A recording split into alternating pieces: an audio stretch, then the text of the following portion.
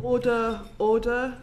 Welcome to this morning's evidence session, our final evidence session into the Railways Bill. We'll be examining the government's plans to reform the rail sector by establishing Great British Railways. We're very much looking forward to questioning the Rail Minister, Chief Executive of Network Rail and Department of Transport officials. So could I ask you each to introduce yourselves, starting with the Minister?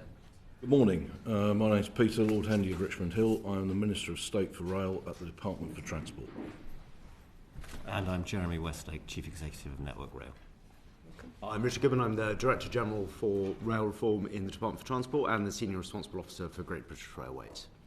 I'm Lucy Ryan. I'm Director Rail Reform as a job share within the Department for Transport. Welcome. So, Minister, what's the precedent for GBR and what, if anything, should we compare it with? So, I think the first thing to say is this is the first substantial piece of railway legislation for over 30 years. And we are making a very substantial reform to a system that has existed for a long time and certainly in the recent 8-10 years has not worked very well. The GBR will be a commercially agile public body given responsibility over the entire railway to take economies of scale, joining track and train for an integrated railway, but with a devolved and responsible management, and that's recognised, I think, very largely by everybody in the industry as the only way forward. And indeed, one of the counterfactual questions you have to ask is that if we didn't do this, what else would we do? I don't think comparisons with previous organisations are very helpful because in those 30 years, the circumstances of the railway and the circumstances of the country have changed very substantially.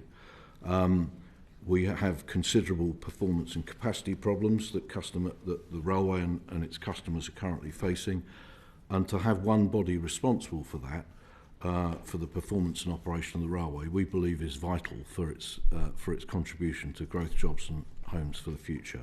Okay. So we're going to be drilling down into some of the implications of that, but it'd be useful to know what your views are on how you think the Railways Bill that sets GBR up, in what way is GBR going to succeed where other public bodies, not just within rail, have fallen short? Well, I think if you start with the alternative, actually the railway is falling short on a daily basis because it's so hard to run. And I and others here have been in front of this committee before, lamenting the fact that nobody is in charge when things go wrong, and the railway is full of people blaming each other because their contractual circumstances make it more important for them to attribute blame and therefore compensation than it is to run the service properly. So actually this is a big change. The people running GBR will have nowhere to go because actually running GBR will be responsible for everything. I think there is some precedent, and I've said it before here to you, Chair, and to others. I ran Transport for London for 9.5 years. I woke up every morning responsible for what that organisation did for its passengers, and I want the people who run GBR, both on a national and a regional and local basis, to wake up every morning and know that they are entirely responsible for the service given to passengers and freight customers. That's the way for the future. It doesn't work now. That's what we're correcting, and that's what this bill's about. Okay, thank you. Alex? Thank you, Chair. The bill doesn't make provision for GBR's corporate structure, but you've given us a few sort of teasers in the accompanying fact sheet talking about how it will be based on geographical business units. You just mentioned then in your answer that there will be people who are nationally, regionally and locally responsible for GBR. When do you think you'll be able to set out further detail on this? Well, no bill in the last 110 years has set out the structure of the railways when the bill or subsequently the Act has made substantial changes, not in 1923, not in 1948 and not subsequently, because as we've remarked, the legislation has to last for a long time and circumstances will change. But we're not waiting for the legislation, and I'm hoping that all of you will know that as passenger train operations come back into public ownership, we are progressively appointing managers responsible for both infrastructure and operations to demonstrate that actually we can make progress faster than the bill, and to demonstrate the benefits of doing so. And I think that gives a real clue about how GBR will run. The corporate centre needs to be no bigger than it has to be, because I want people who can be identified by you, all of your colleagues who are elected representatives, and indeed local transport authorities and combined authorities and devolved administrations, to recognise individuals who are responsible for the railway, who wake up and say, this is all my fault and we've got to fix it. And I think that's really important. It's more important than developing the corporate structure, but I'll defer to my colleagues about the way forward, because we've got some months before the bill becomes an act and we've got a lot to do. And that isn't to say that we're not thinking about how this should be structured. Richard? Just to say, Minister, thank you for that. But should we really be out there searching for clues, as you suggest? Would it not be easier for everybody if somebody laid it out? Well, I think the major part of it is being laid out, because actually having a managing director for South Western who's doing infrastructure and operations, having Steve White at South Eastern, having Jamie Burles at Anglia responsible for both, is a very clear directional statement about how the railway ought to run. The corporate organisations, which will have to combine elements of Network Rail with elements of DFT operations and indeed elements of the department, is important and will have to be structured. But the other thing I would say is that, of course, the staff who are doing those jobs need proper consideration, and we've got to go through due process in order to get them appointed properly and look after them in the way that we should. Thank you. The only thing that may be worth adding for the committee is, obviously we have set out some details of corporate structure where we think that's got important enduring confidence for the market. So, for example, on online retailing, the difference between GBR's retail functions and cross-industry management functions, for instance, about showing that we'll have a degree of structural separation there, and of course showing how some of the broader checks and balances in the bill, licensing, the role of the ORR, etc., would have to have purchase on GBR, however it's organised internally. It's also worth saying that one of the aims or the sort of policy intentions behind the way the bill is drafted is to enable a degree of flexibility over a period of potentially several decades, as you were describing, Lord Hendy. If we wind back 20 years, I don't think I'd have said to you that there ought to be a national function worrying about AI imaging services and integrating that onto the infrastructure. That's the sort of area where you might want the corporate structure to evolve rather than setting it in ASPIC now. Okay. Aggie. Thank you, Chair. You'll know where I'm coming from with this question. So closely linked to any structure of an organisation is how it will operate, and how it operates obviously linked to where it will operate as well. Successive ministers, secretaries of state and indeed governments have committed to Great British Railways to be headquartered operationally in Derby. But on an officials side, what commitment can you guys give us that you're fully aligned with the vision ministers and secretaries of states have set out on the headquarters being in Derby and being an operational headquarters, and what feel do we have at this stage of the size of that headquarters? Can I start with Jeremy? Yeah, sure. So first of all, we're really happy that we will be headquartered in Derby when we are GBR. Derby's got a huge rail skill base, and that's really important for us. The sizing of the organisation that we will base in Derby to some extent depends on the structure of the organisation, and that is being defined as being much local, much closer to customers. So we've expressed it before, we don't expect the HQ to be a massive central organisation, because that's not what we want. We want a devolved organisation that can work much more closely with the communities that they serve. So that work is going on. We're in dialogue with Derby about location and where we will place people, and we're looking forward to getting started. When do you think we'll know a little bit more about size? I would think probably in about 6 to 9 months once we finish the organisation definition. Okay. Richard, Lucy, anything? I think Jeremy's covered. It's just worth saying, obviously, that we've had exploratory conversations about where exactly the site should be, and we'll want to tie those two things together so that we make sure we've got a good footprint for the HQ we need, but also we are spending public money wisely about the final choice of estate. Thank you. Seth, you want to come in at this point? Minister, we've heard a bit about where it's going to be, what sort of people will be running it, and some clues, I think, as my colleague has mentioned. I guess the practical reality, as we've seen throughout the inquiry so far, is that the bill itself will contain relatively little detail about how GBR will work. I think one of the things this committee is interested in is when will we be able to see some of that detail. So, for instance, the draft licence, when do you expect we might be able to have a look at that and perform our scrutiny functioning on it? Well, we will definitely publish a draft licence during passage of the bill. Okay. In order to enable scrutiny there. It is fair to say that we've put obviously a lot more detail out in the consultation response, but there will be more to come. So, for instance, and our colleagues have very helpfully recently published a discussion document about access and use.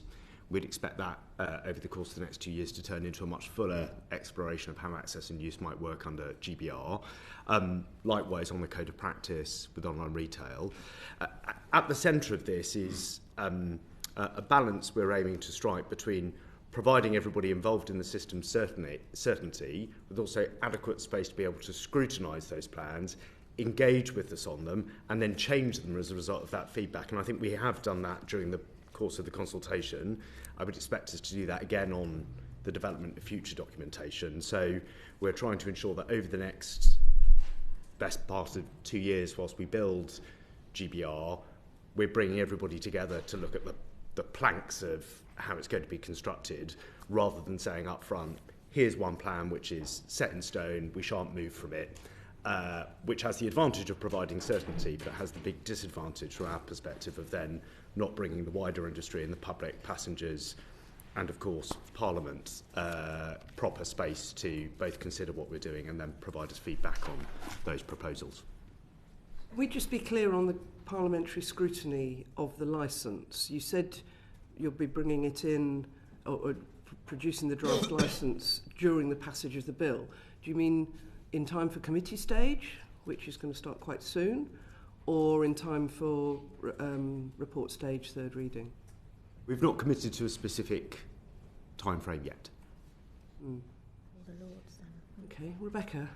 Just coming back on what you said, Richard, about the certainty that you think the current plans have, you kind of used the word certainty but then said it might be 2 years before things are actually laid out. That sounds slightly contradictory to me. If you are in the private sector, so particularly around the open access work and also the retail piece, have you actually spoken to open access organisations and the retail sector to find out whether what you're proposing is enough certainty for them to be able to plan for the future? Because my understanding of the business world is that 2 years isn't really certainty. They might well want to know now rather than have to wait and see and wait for draft guidance to come up. What conversations have you actually had with them, and are they happy with that position?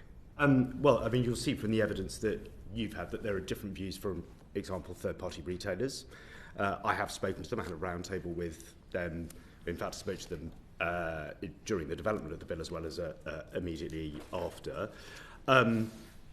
There's a range of views there. Certainly, for example, the Third-Party Retailers Association was very welcoming of the bill at the point at which we published it and some of the certainty it provided.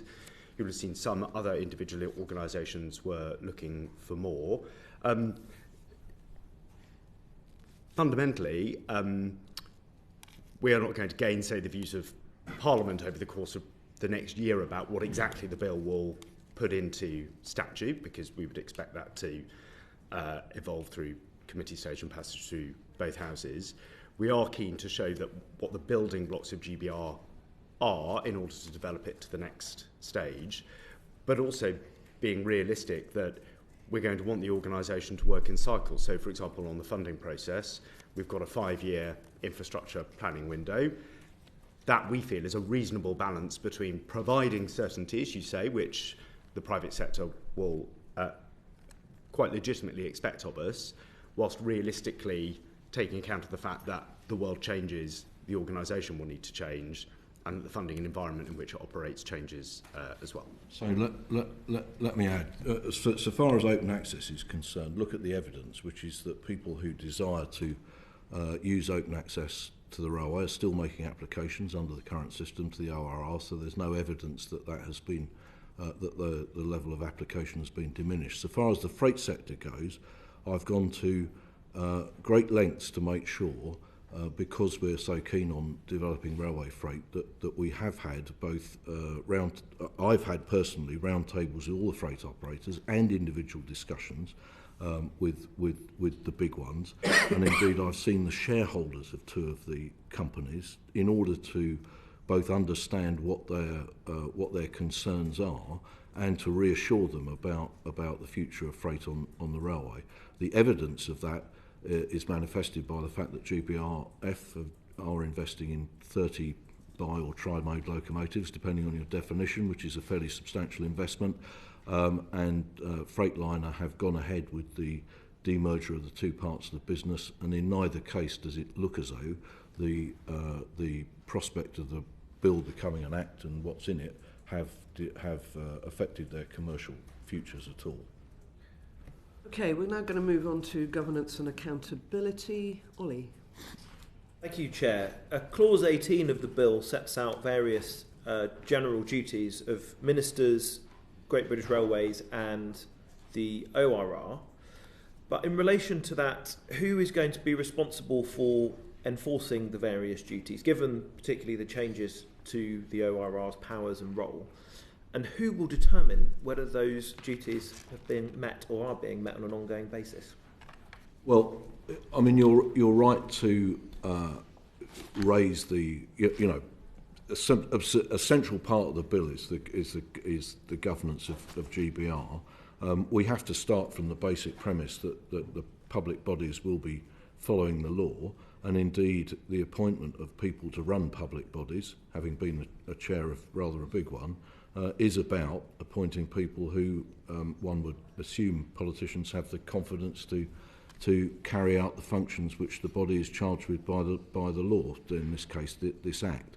But if GBR doesn't comply with its duties or has failed to consider, for example, accessibility in its plans, the way that enforcement will work is follows, which is that the ORR and the passenger watchdog would notice using their monitoring functions, and if the actions which are set out in the bill and in the consultation process weren't sufficient, for example, in the end the Secretary of State can take action. I don't think that's special to the railway. I think that's what would happen in any circumstance with a public body. I don't know whether either of you want to add to that. I don't think there is anything sort of specific more to add, Lord Peter. All I would say is the process is, as Lord Peter set out, the ORR and now the new passenger watchdog will have a monitoring role across the whole of GBR's activities, including its compliance with its duties. They will have a set of actions which is available to them. If they are concerned, they can raise it with the GBR board, they can publish information. Ultimately, they can escalate to the Secretary of State. The Secretary of State can again approach the GBR chair and in extremis can issue guidance to which GBR must have regard and at the very end of the scale issue a mandatory direction. So ultimately the accountability comes back to the Secretary of State. I mean, one of the duties is to, quote, promote high standards of railway service performance. Do you feel that that is specific and targeted enough to achieve those better standards that we hope to see? Well, I do, because actually the result of putting that phrase in there is that GBR will have to consider that duty every time it makes a decision. And what I'd contrast it with is the counterfactual, which is that in the current circumstances and for the past many years, everybody's got a contractual obligation, but nobody considers the consequent result of what they need to do for the public and for freight customers. And I think the phrase promote high standards of railway service performance is actually more of an obligation than any of the sum of contractual parts that currently exist on the railway, which you can see in many cases on a daily basis, where people are performing contracts to their belief adequately but are not providing the high standards of railway service performance that actually the public and the passengers and freight community want. The duties also aren't exhaustive. We'd expect GBR to, as Minister was saying, take each of those obligations into account very seriously at the point at which it's taking any decision. And, as the bill specifies, with an explicit obligation to understand how it's balancing them. Very prosaically, there is never unlimited money. GBR has had a duty to look at funds available. That will inevitably be a balancing factor in which other duties are going to take primacy in a particular context. But it doesn't stop there, because both the long-term rail strategy will set out on the part of the Secretary of State the long-term outcomes and provide additional levels of specificity about her view on how some of those duties ought to be discharged over the long term. But more particularly in the business plan, we would expect that to capture specific performance indicators or targets which encapsulate the balancing of some of those duties, and which of course needs to be agreed by the Secretary of State. So the duties provide the broad thrust of how you would expect GBR to operate, but in answer to your question, the level of specificity isn't going to stop there. It will be built on in a range of ways, as, for instance, we are very keen to do and have done with the accessibility plan, where a general commitment to accessibility isn't going to be good enough. There needs to be specific commitments and improvements shown by GBR, and to demonstrate that in its business plan. Well, and indeed, under Clause 18, there is, in particular, a clear definition of performance about reliability, including punctuality, and the avoidance and mitigation of overcrowding. Okay. From my perspective, if I may, I think that the duty of providing high service is perfectly adequate. The reality is we respond very much to what directions we've been given by the Secretary of State in terms of what needs to be so to meet that. The business plan, a 5-year business plan, sets that out in extreme detail in reality, and that gets scrutinised by the ORR and will continue to be scrutinised by the ORR to make sure that that plan is stretching but realistic to meet those aspirations and to be achievable within the funding available. And then the process that we go through year on year, quarter on quarter, in terms of reviewing that performance, is that we go back to that and we report on our performance, and that is judged, that's publicly available, so that you can see how we're performing. Okay, thank you. Scott? Richard, if we just return to that issue around the Clause 18 duties and the duty of the Secretary of State, ORR and GBR to balance those duties. I mean, but as a member of the public, I mean, I think it's fine you say, well, the Secretary of State can offer guidance on how that balance should be approached. But as a member of the public, there's no transparency there, is there, if I'm concerned about the decision-making process? There's no way for me to understand how decisions are reached if it's the Secretary of State that's guiding the process, and she's one of the partners within the process. Say she, I mean, she's in her place for a long time to come, of course. But. Well, the Secretary of State is taking democratic accountability for the GBR's overall performance. Mm-hmm. And of course that ties into inevitably decisions which are made by the Secretary of State in terms of, for example, the distribution of funding, which was, of the £25 billion a year which goes into the railway, the better part of £12 billion of that is money from the public purse. So you would expect that at a very basic level, therefore, to drive a good chunk of GBR's decision-making.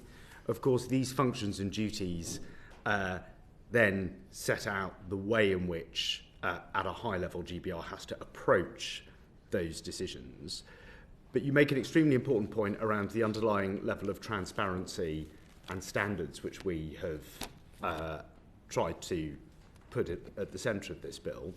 So, for instance, Jeremy was mentioning publication of the business plan, the obligation to, for example, consult with mayors, strategic authorities to understand how a network is going to engage locally and provide better services for everybody, not just, profitable, in inverted commas, intercity services.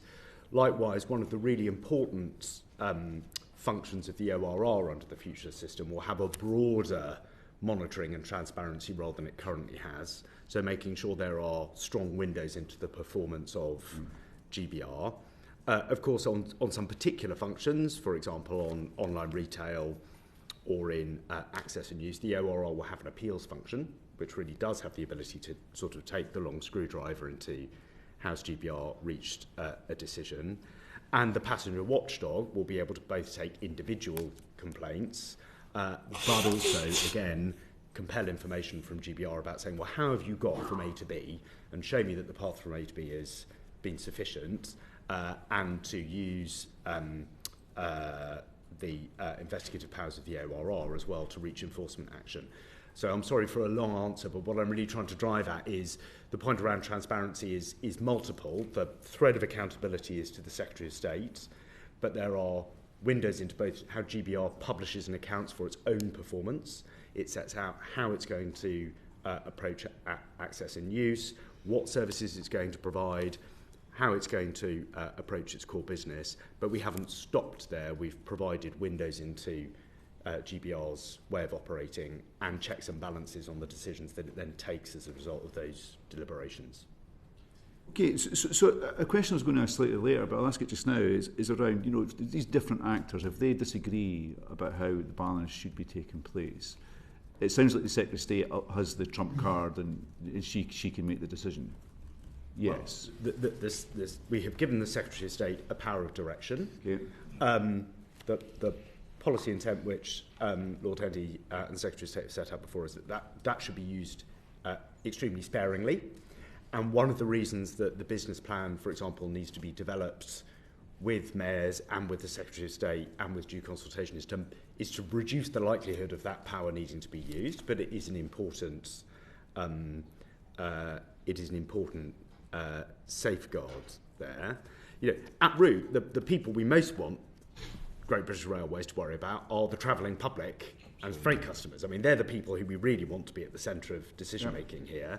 But these are wrappers to make sure that in what will inevitably be a very large organisation and extremely precious national asset, that there are no forgotten corners and there's proper scrutiny of all of how it operates. Of course, I mean, there is also an expectation about the good use of public funds. Yes. And no doubt the public, or every member of the public, will have different perspective on what that means in terms of their own journeys in a lot of cases. But again, where's the criteria for what is good use of public funds? How is that going to be measured in this decision-making process? Well, so some kind of framework. A couple of things. The first is, you know, at root, the principle behind having a directing mind is that it can direct. Yes. It's totally fair to say that you could weigh different factors in different decisions differently. And part of the principle behind the bill is to enable GBR to be able to weigh those factors and to reach its own decisions and say, in the round, this is taking priority this year over something else. In terms of safeguards for public money, of course there'll be proper audit functions, but Lucy, you might want to explain how the funding process works and the different lenses that we've got. I was just going to come in on a point around the duties. It will be the responsibility of the bodies themselves to ensure their decision-making demonstrates their consideration of their duties. So it is for them to demonstrate that there is deliberately not a hierarchy of duties, that duties cannot be sidelined, they cannot be ignored. As you say, the duty around cost and efficiency. If it were the case that GBR were operating in a way which was not seen to be efficient, then the ORR and the passenger watchdog have a very important, and in the case of the ORR, an expanded monitoring role to look across the whole of GBR's activity and, if necessary, to escalate to the Secretary of State. So there is a kind of, during the operation of the business plan, should GBR not be operating efficiently, that is the means of recourse, and as I've discussed already, there are various interventions. It's also relevant, and Richard was pointing out, that in the agreement of the business plan, the Secretary of State will need to approve that and will only approve it if assured by the ORR that the plans are practical and realistic and deliverable within the funding envelope set. Yeah, I think we'll come to the ORR later, I expect, but I'm sure the public's excited to hear they've been monitoring the situation. They perhaps prefer they had a bit more teeth than just being able to monitor things. Measuring's fine, but it's taking action that's important. Well, if I may, there's one important thing to say, which is that this organisation, for the first time for a very long time, is going to be able to look at the railway budget in the round. So actually putting infrastructure together with operations, I think there are some considerable criticisms which people can and have made about the fact that currently Network Rail is over here with a 5-year settlement doing its business.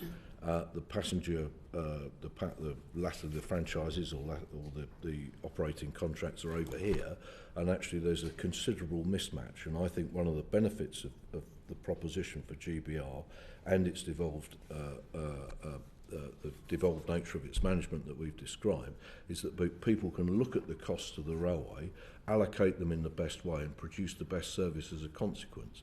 I mean, we've had occasions when actually there should be infrastructure available for train service plans that haven't been. Alternatively, Network Rail has been commissioned to provide infrastructure which in fact has not been used for train service operations for a considerable period of time, which is both of which are a waste of public funds actually, and this situation will be obviated by people in control of a whole budget. Okay, good. But then the system you've inherited, the same kind of multi-criteria decisions are being made, try to balance cost, performance, etc. But I think through the experience of the committee, what we know is quite often the losers in those multi-criteria decision-making processes are people with disabilities. So what's going to change here that's going to make sure that when you are making these multi-criteria decisions, that we don't repeat some of the same mistakes, or in fact even make worse a really difficult situation that you're inheriting? Well, the bill contains a substantial improvement in the responsibilities of GBR and its constituent parts in terms of the public sector obligation, because that currently doesn't apply to the train operating companies under at least the ones under private ownership. So you start from a proposition that GBR will have more centrally a responsibility than any of the aggregate of the constituent parts of the railway now. I think you're right that we haven't done as well as we should, or the railway hasn't done as well as it should, and I think some of the ways in which the money has been allocated are opaque in a way that they shouldn't be. The government separately, when it comes, as it will do shortly, to allocating the Access for All funding, is also very keen to make sure that it's far clearer the criteria under which this money is allocated in future than it has been previously. So I think there's quite a lot in here that makes that situation a lot better than it is now. And the fact that the whole of the organisation is going to have to work for accessibility, both physically in terms of the accessibility of stations, practically in terms of the train platform train interface and so on, I think will be a considerable advantage. I'm fed up, and I'm sure some of you are, in signing, well, you send me the letters and I reply to them. The fact that we're unable to explain how the design of trains will cope with various sorts of wheelchairs, because there's about 200 designs of trains, all the spaces are different, you can't get on them very well. Some of them, the toilets are in different places than others. That's the sort of thing that I can expect GBR to sort out much better in the future than anybody's done on the railway for the last 30 years. Okay, I think we'll come back to accessibility, to be honest. You will. So moving on to freight. So our friend the Secretary of State is going to be required to set a rail freight target, but she can change it at her own discretion. So does it make sense to allow her to move the goalposts like that? Does that actually help the railway? Well, I think it's implausible to put a numerical target into an Act of Parliament, because, as we've already said, this Act may, and we hope it will, endure for a long time. The government understands the importance of stability and long-term confidence of the freight industry, and would not look to undermine it by replacing the target needlessly. But I can confirm to the committee that we plan to keep the target at 75% to support certainty for the industry, and I've told them that. Well, you plan to keep it, I mean, of course you would, but the Secretary of State still has the discretion to change it. Well, indeed, but why would you do that? Convenience. Well, I mean, you know, public scrutiny that's not going to pass public scrutiny, is it? What the freight industry needs and freight customers need is a long-term certainty that the railway is keen on expanding freight. One of the ways in which that target will be used will be to preserve freight paths on the railway that aren't currently used but could be used in the future. And I don't think it will be in anybody's interest, and certainly not a Secretary of State's interest, to change the 75%. What might happen in the course of time, as the target is fulfilled, is that the target has to be renewed. That's what the process is designed to produce. So cutting across all these questions, I mean, I think for GBR to succeed, and I'm sure it will succeed, is it has to have some independence from government. It has to be arm's length. It just has to get on with running the railway. But with this Secretary of State having so much discretion and so much input over it, is there not a danger that it's just going to become politicised, and we're going to end up having urgent statements on how fresh the sandwiches are on the railway, like we used to do back in the old days? I can just about remember. Because that's what I want to avoid. And the answer to that in the old days was this is an operational matter for the British Railways Board, and quite a lot of those questions were put. I mean, I think the proposition that somehow the government's going to be more involved in running the railways with this bill is fatuous, because the government is currently hugely involved in running the railway. I don't want to answer these letters about why the 824 from Richmond didn't run this morning. I want them to be answered by somebody who's actually responsible for the railway. And there's no better example of that than the East Coast Main Line timetable. The previous governments invested £4 billion in both trains and infrastructure. The railway was incapable of putting the timetable in, and I had to make the decision to do it. That is not the out with North Korea and the old USSR. That is not a function that a minister should take. It should be taken by people who are professional railway operators who understand the trade-offs that we've been talking about, and in the end decide what the timetable is. As a matter of fact, it's gone in quite well. We had a bad day on Monday, but it looks okay to me. But I think that those judgments ought to be made by GBR and the people in charge of those parts of GBR, and not by a minister. Okay. Yeah, I mean, both myself and one of my colleagues from office was coming down in separate trains on Monday on LNER. Both those separate trains were delayed because the horns on the trains froze. It seems quite incredible. It was cold, but it didn't seem that cold. It seems quite an incredible situation. One of them was. So I might write to you about that, actually. Do. But I think the point we're making is this, which is that actually this, of course, the Secretary of State is ultimately responsible and has to appoint the chair and the board and be confident that the executive and the people who run the railway are good. But those people have to execute the railway on a daily basis. It's no good. Yeah, I think the point's made the point quite strongly. Yeah, you get the point. Okay, yeah, I'm sorry, Chair. So the other question you'll be used to asking is about passenger targets, about why there's no passenger target. And you know, and we think about that in the context to reduce the cost to the taxpayer. Is there not going to be a temptation to, in order to reduce the cost to the taxpayer, we simply reduce services? We end up with fewer passengers on the railway, but perhaps at a lower cost to the taxpayer. Would that be a failure? Well, reducing services to just to reduce the bill to the taxpayer is a failure, because the point of the railway is not. Would a passenger target not help with that, Lord Hendy? Well, the freight target is in there because actually the freight market is commercial. So without a freight growth target, we might well, and GBR might not have an obvious incentive to grow rail freight. The duties that we've talked about and the obligation to follow the Secretary of State's long-term plan and to produce a business plan to execute it, I think is more than sufficient guarantee that actually growing passenger numbers, improving reliability, which will itself improve performance, and reducing cost are all to be balanced together. And I don't think, you know, I ran Transport for London for 9.5 years. It was set up by statute. We never looked at the statute. We knew what our job was, and I want the people who run GBR to know what their job is, which is to run a decent railway and improve the economy and create jobs and build houses, because connectivity improves because GBR does its job properly. I think that's adequate. Minister, are you saying that growing passenger numbers will be part of the long-term rail strategy, and will that be in the context of modal shift, decarbonisation, or building homes, etc. All of those things, and I would expect that the long-term strategy is a really important part of this process. Yeah, the Secretary of State will set out what the railway needs to do for the country. Yeah, we're going to come on to that, but the answer is, so we yes. will see a passenger growth number target in the long-term rail strategy. I would be astonished if you didn't. Yeah, okay.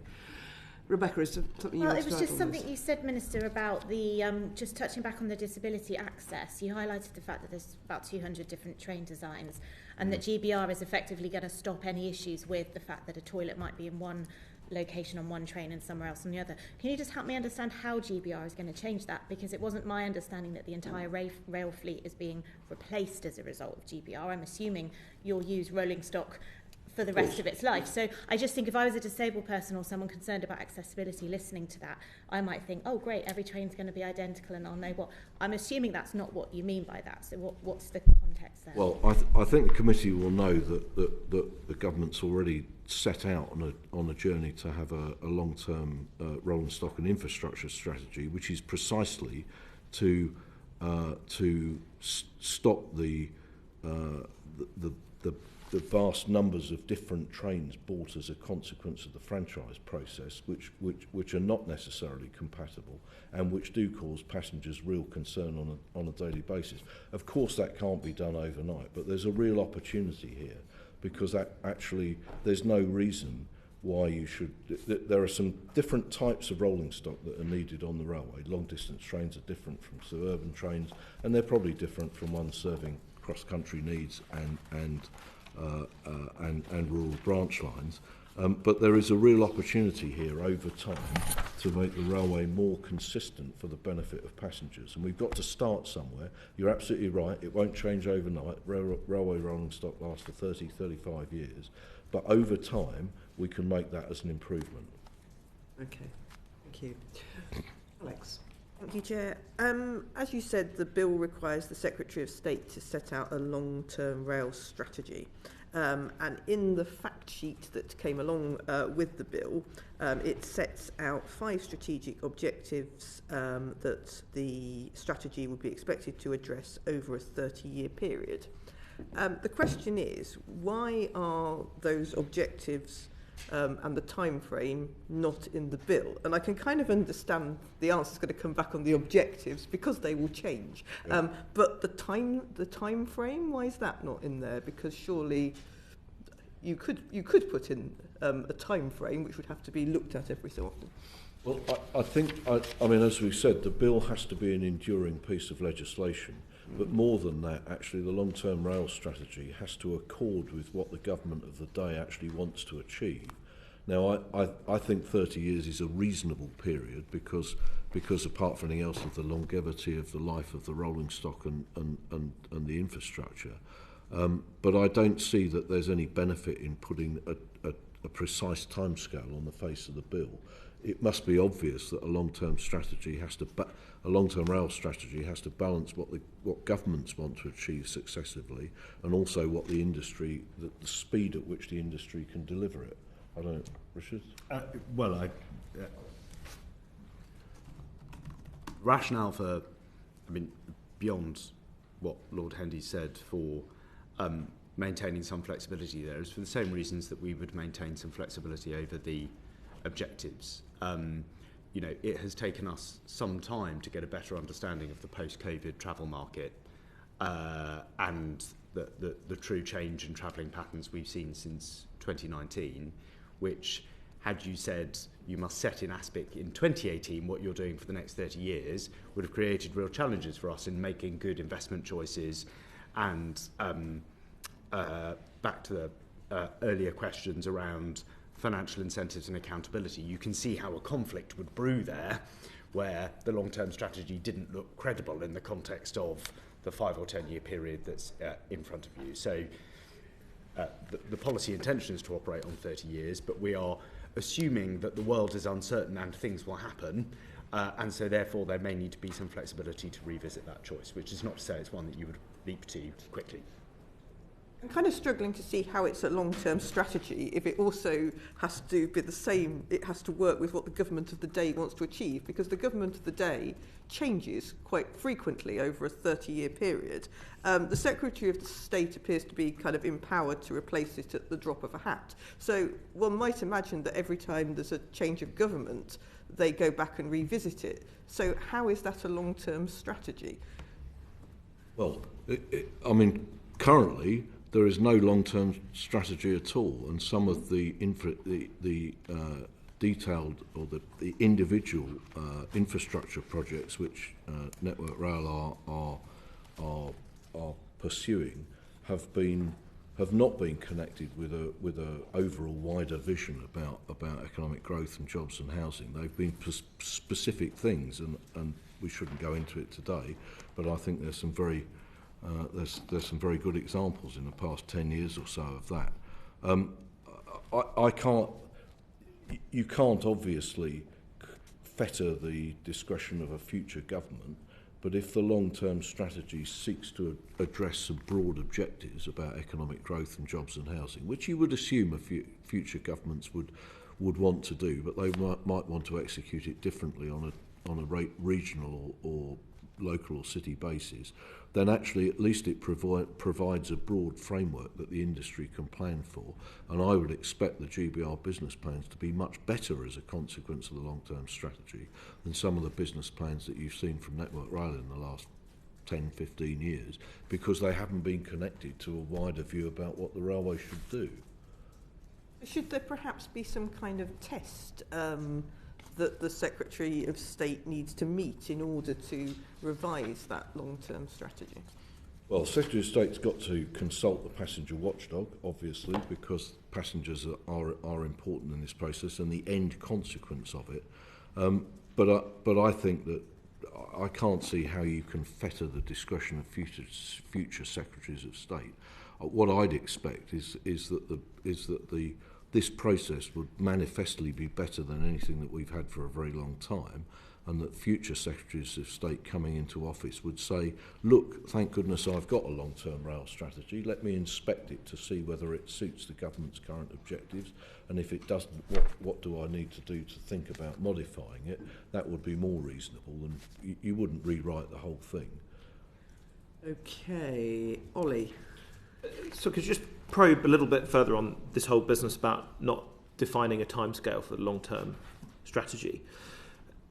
I mean, I think we can agree that a real problem for the railway has been a lack of sort of consistent longer-term policy, and of course, one government can't bind the hands of another to a certain extent, but you would have thought that something like this, the opportunity would be to try and get sort of cross-party consensus around a longer-term vision, and by not defining a timescale on it, is there not a risk that a future government could say, oh well, by long term we just mean 10 years, and that therefore it won't have that long-term thinking that's needed here? And your point, Mr. Goodman, about it, of not preserving something in aspect that is rendered irrelevant by changes in time, but paragraph 4 of clause 15 says that the Secretary of State must keep the rail strategy under review and may revise or replace it. So does that not provide a guardrail against that particular concern?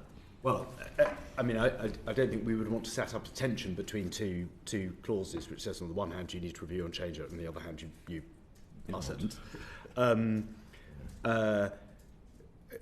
Just to pick up something Lord Hendy was describing, which I think is very important, is the nature of transparency and accountability which this system is designed to provide. So, one of beyond making sure that the interests of passengers are captured, one of the reasons that there's consultation with the watchdog, for instance, is to make sure that Secretaries of State must account for the decisions that they are taking about why they are revisiting the strategy or why they are changing the time frame of it. Now, of course, that does preserve their discretion to say, well, this is a decision I am taking and I'm taking it within the law and this is the framework. That's absolutely the case. But what it does change from the status quo is the ability to have a strategy without telling anybody what it is, or to have a strategy without consulting with others about what it ought to be, or without a trigger to say, actually, I've revisited it and therefore I've changed my mind. So, as with much of the framework around GBR, what it's essentially doing is driving a higher level of transparency about the nature of decisions that have been taken, why they've been taken, and where we would expect them to have purchase on the operating system. Of course, that doesn't prevent future ministers from reaching different decisions from their predecessors, and that is certainly a feature of the bill. Okay. Lawrence. Thank you. Good morning. I'm interested in those aspects of long-term rail strategy which might fall outside of a gift of a department to control. The Minister, you've already touched on, I think, housing as one area which might be relevant. And there was a time when the old Business Energy Industrial Strategy Department suddenly changed its policy on biomass subsidies, which led to a good deal of at-risk capital in the freight sector suddenly being lost. So how will the development of a plan work in respect of other departments? Is there going to be some kind of right-round process? And if another department does bid and say they want some aspect of their own policy to be incorporated, and then later down the line suddenly changes their policy, will they be bound in some formal way, or will it be the job of the department and the Secretary of State to fight it out? Well, I would expect in the development of the long-term rail strategy for those elements of wider government policy which are relevant to the railway to be considered in the course of its formulation. And I would also expect over the period for which it's valid, for one of the reasons the Secretary of State might need to change it is because of a decision such as the one that you're talking about. The freight market, which you're describing, has changed immeasurably because of the elimination of coal and its replacement with alternative fuels. So, I mean, that's a real example of why the strategy might need to change in a particular circumstance. But actually setting the whole thing out for the long term, I think, is helpful for wider government, actually. The railway having its own set of bitty investment propositions not connected to wider government strategy probably means that some of the investments aren't as good as they could be, frankly. Okay, thank you. Rebecca. I just want to go back to the accountability piece of the fact that these objectives and details not on the face of the bill. Something that Lord Hendy said was that when he ran TfL, he never looked at the statute, he just got on with running the railway. Well, that doesn't actually make me feel that this is in any way going to be accountable then, because if you never look at the statute and there's no detail on it anyway, how is it accountable to MPs in particular? Like, it's one thing to be accountable to the public, but ultimately I don't think letters from MPs to ministers are going to dry up complaining about things because GBR exists. But if there's no strategy that is detailed on the face of the bill, what are we actually holding to account if we end up with an organisation that thinks, well, it's fine, we just need to run the railway, who cares what strategy actually says and what the statute actually says? So I didn't say that I wasn't accountable, and I also didn't say that I didn't take account of long-term mayoral strategies in that case, because I did. But one of the primary functions was to run the system well enough that you had some credibility in talking about the long-term feature, and the reason I was so I wasn't flippant about it all. I want many of the people who work for GBR to come to work determined to run a decent railway. That's not the only thing that they've got to do, and actually having a long-term rail strategy to set out the direction in which the railway is going ought to provide a context for much better railway planning, and for therefore more of the things that individual elected representatives want to see to be delivered. But the reason I'm so focused on the performance of the railway is that it isn't good enough currently, and it should be better. Now, that's not the same as saying, oh well, we'll take no account of the rest of what's in this bill. But I do want people to focus daily on getting the trains out on time and getting people to work and from the place they live to the place they go, that sort of stuff. That sounds like quite a short-term plan, and what we're looking at is a long-term strategy. So I guess I'm just probing again on how, as elected representatives, not the Secretary of State, but as actual MPs representing the public, we are supposed to hold GBR and the Secretary of State to account on the long-term strategy alongside the day-to-day actions? Because I hear what you're saying about wanting to improve the railway, but if the decisions that you're making to improve the railway on a day-to-day basis are believed to hinder the delivery of the long-term strategy, how do we hold that to account if that detail's not on the face of the bill? I think the business planning process is a very important component of that, because that's the bridge, if you like, between here are high-level objectives that are set for the railway by ministers. Those must, as a matter of law, reflect the broader duties which both the Secretary of State and GBR have, and the regulator, which for the first time will be shared as a means of making sure that we don't set incentives in a sort of wayward direction across the system as a whole.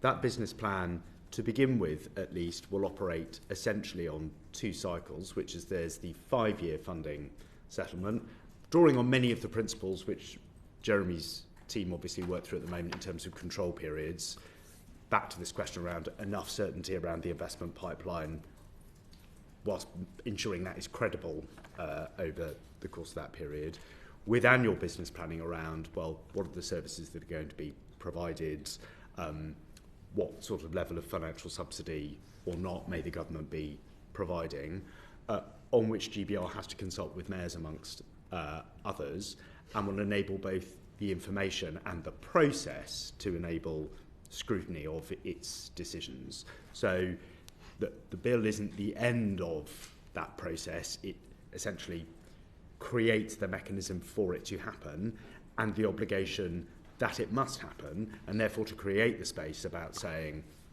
for instance, well, if the Secretary of State said over a period of 30 years the following, back to some of the committee's earlier questions about freight, said that freight really matters, why can't I see it in this business plan?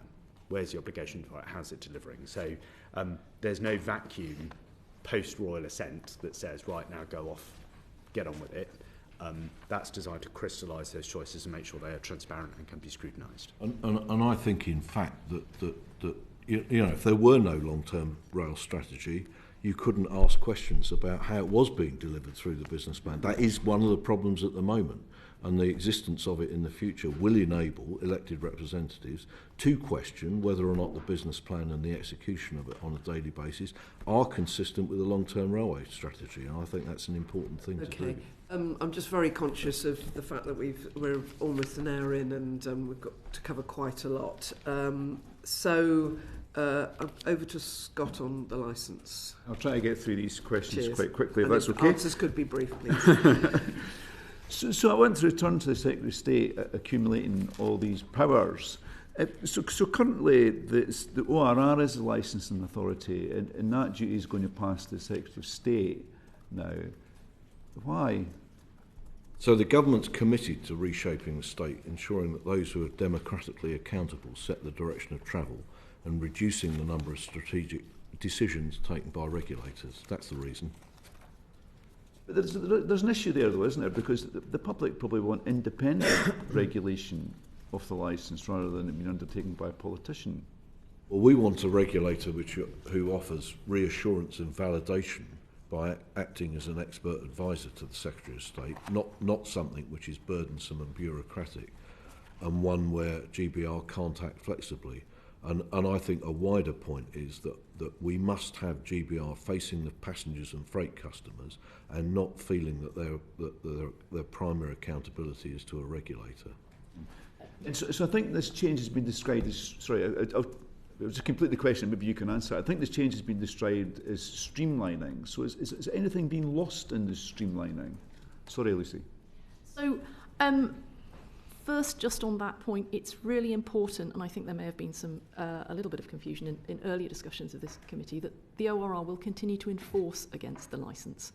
So it will be issued by the Secretary of State, but the ORR, as the independent regulator, will continue to enforce against it. So that's the first point. Will it have powers, though, to enforce? It will. Or just stern letters to people?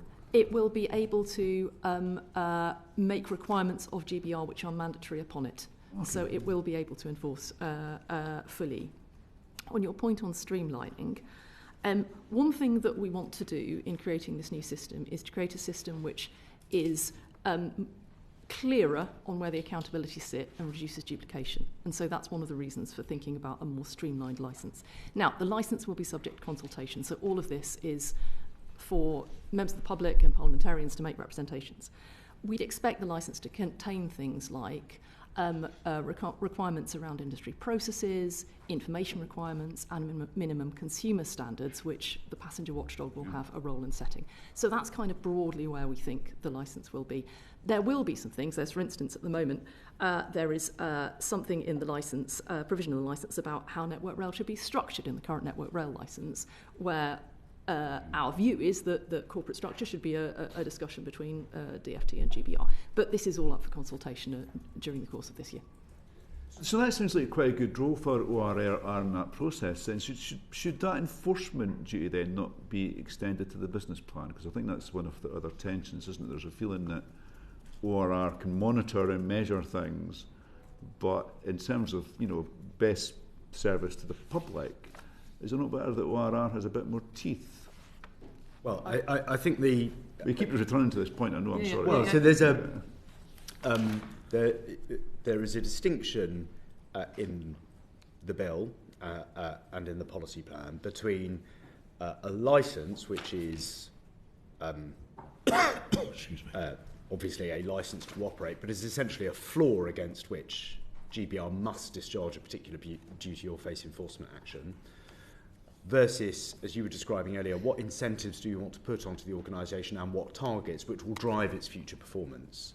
I don't think we could be confident that if we said the business plan was a regulated activity against which enforcement action would take, that would drive incentives to the organisation to hit every target in the business plan, because we know from other contexts that regulation doesn't drive necessarily that behaviour.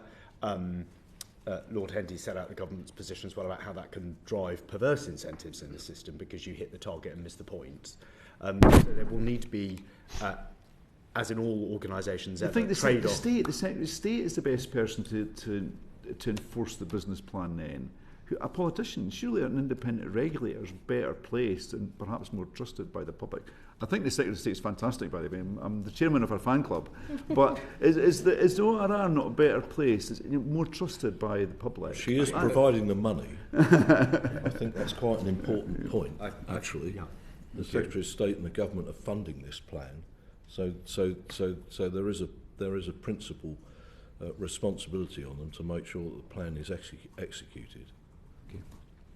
Okay. Rebecca, did you want to pick up on something whilst we're just talking about licence, and I won't stay too long on this, but we talked earlier about the delay on actually being able to see the draft licence, and we've also talked a lot about the role of the private sector in some of those retail businesses in particular. Now, given the fact that the retail code of practice doesn't really get given life until the licence is actually out there in the public domain, surely there's an issue for business confidence if they can't see what's going to be in the licence, and surely there's going to be an issue on delaying it for the ORR to actually start preparing to roll it out in that place. So I suppose my question is, surely that's an issue if we don't get to see it soon, because actually there are other players outside of GBR that are going to be impacted by this bill, and ultimately what we don't want is a damaged sector. We want to take the best bits that already exist and keep them, but if there's no business certainty, that's potentially going to be quite a problem, isn't it? Well, the first thing to say is it's not delayed. But I didn't mean delayed, but we get this a lot in bills where we get told it's going to come and then we actually don't see it. Understood. So we've committed to publication this year. The code of practice... This year, as in by December, or during the passage of the bill in the Commons, or... This calendar year, okay. As in 2026. The code of practice isn't contingent on the drafting of the licence in order to be developed. No. So we're doing both in parallel, because we've already said that the code of practice will be one of the features of the licence. So a failure to comply with that code of practice would itself give rise to a breach. We don't know what's in either of them yet to be able to... Well, that fact will be in the licence, even though the rest of the licence has not yet been populated. Back to your earlier question, we're engaging with third-party retailers now about what exactly should go into that code of practice. And again, it's fair to say that there are differences of view, reflecting both the market positions of some of those retailers and, of course, the obligation we want to drive the best possible value out of the money that GBR is spending as well. So obviously we want to provide those frameworks promptly and in good time. Equally, we want to make sure that we've engaged with all the people who've got a stake in them, that we've heard everything that they want to say about those documents, rather than presenting them with a fait accompli. Okay, and sticking with you, Rebecca. Right. Okay. Looking more at the directions and guidance on GBR, obviously the Secretary of State may issue directions and guidance to GBR in the exercise of its statutory functions. Excuse me.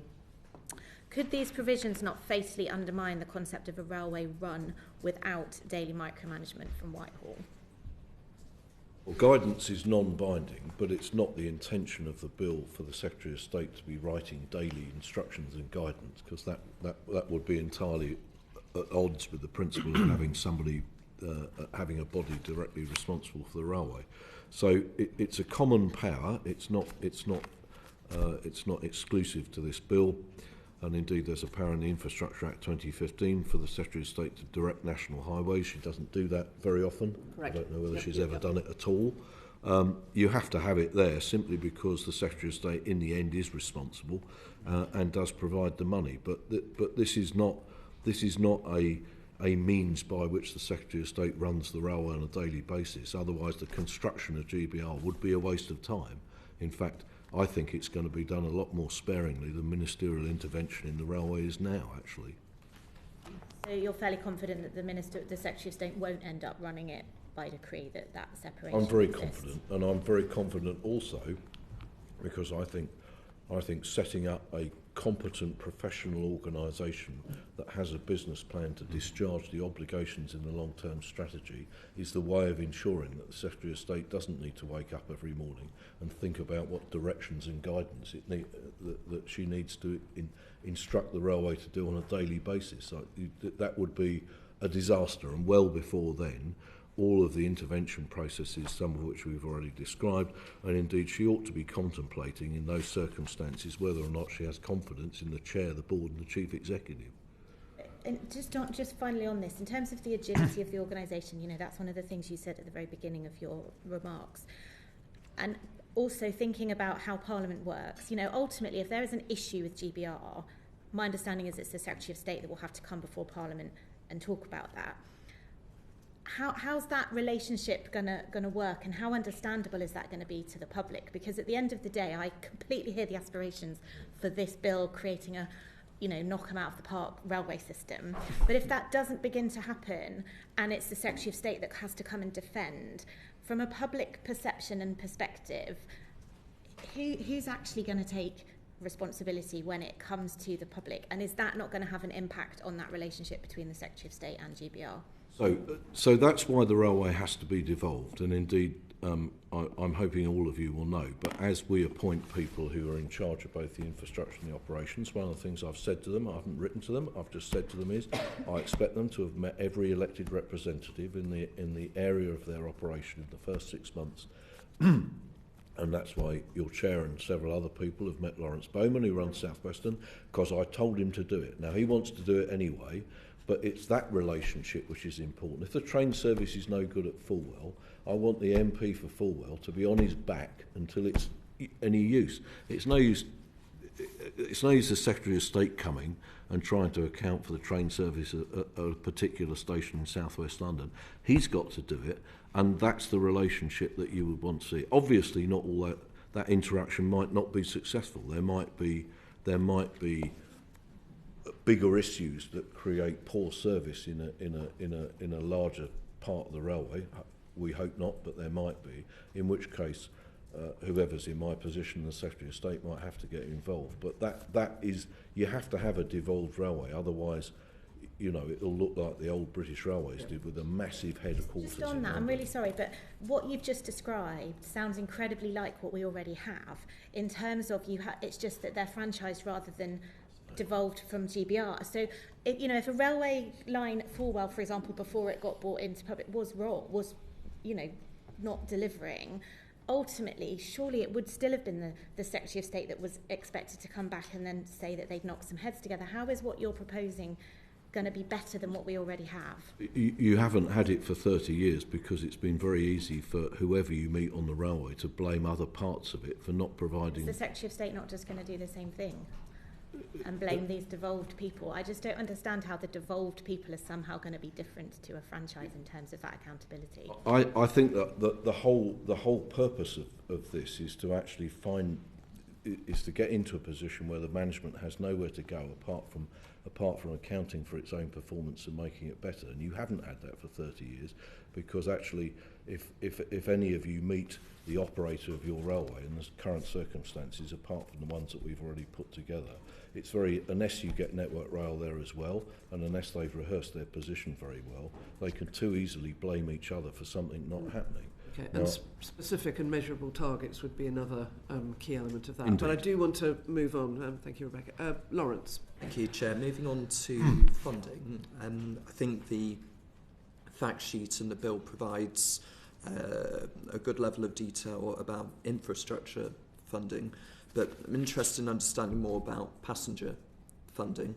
The fact sheet says that existing powers allow the government to provide transparent and flexible funding to the railway industry. I think some of us might gently take issue with the idea that post-93 railways funding is transparent and flexible. But is this really continuity? Because at the moment, a lot of the effective funding for passenger services is disguised subsidy through artificially low track access charges.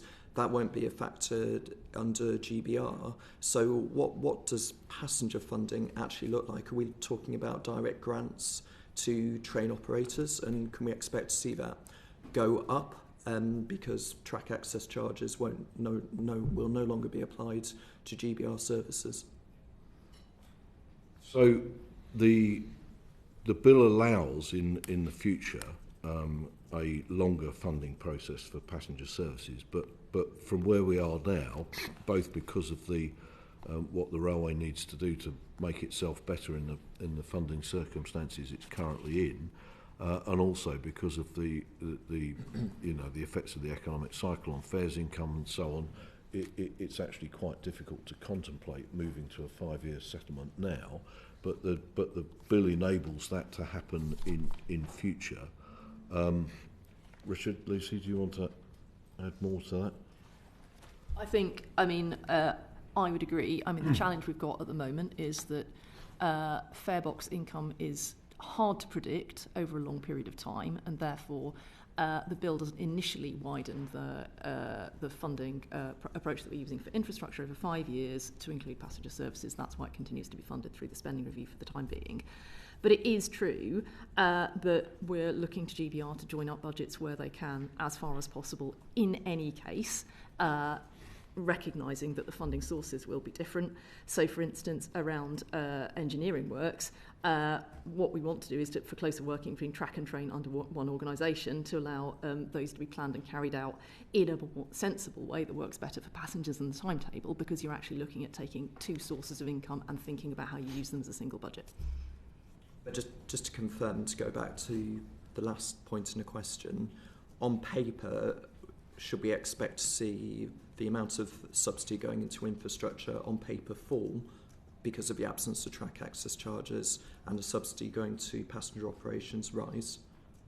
It's a technical accounting exercise, but I don't think so. First of all, what we're trying to do is plan the railway now on an integrated fashion, regardless of its funding stream. So the business plan needs to incorporate what are you doing to drive revenue up, how will you support that with the appropriate infrastructure interventions as well, and you need to link it to a third element, which is the capital funding that comes through the government's enhancements fund as well. So you link all of that into new rolling stock strategies. You want to plan the business in an integrated fashion. Yeah. How you fund it, I think, is a second question about can you now afford to do all of those things, and that's why you will go through various processes. At the moment, we're perfectly aligned, in fact. You've got a 3-year timeline under the spending review. You've got 3 years remaining on the infrastructure funding. We are planning now for the next 3 years to say, what are we doing on an integrated basis? And then when we come to the next round of funding, that's when we'll work out whether we need to adjust that based on what we see then in terms of what the opportunity is for revenue growth. Revenue is the thing that I really want to drive, passenger numbers. passenger satisfaction. You can't drive that if you're trying to plan the business on a very fragmented basis. So I think that there is a huge opportunity in here to rethink how you define the outputs for the railway. Thank you. I think we do understand that as a committee. I do think the last point is important in terms of public perception of funding of the railway and spending of public money. But moving beyond that, Ms Ryan, you made the point around wanting GBR to have as much flexibility as possible between capital and revenue, if I've understood that correctly. How will the separation of these two funding streams work in respect of that objective? Are they not in tension with each other? So the intention, as I was explaining, is that GBR will be managing its budgets in as integrated a way as possible, reflecting that the funding is coming from two different sources, and I gave an example of that. There is a provision in the bill to add passenger services to the funding period at a point in the future.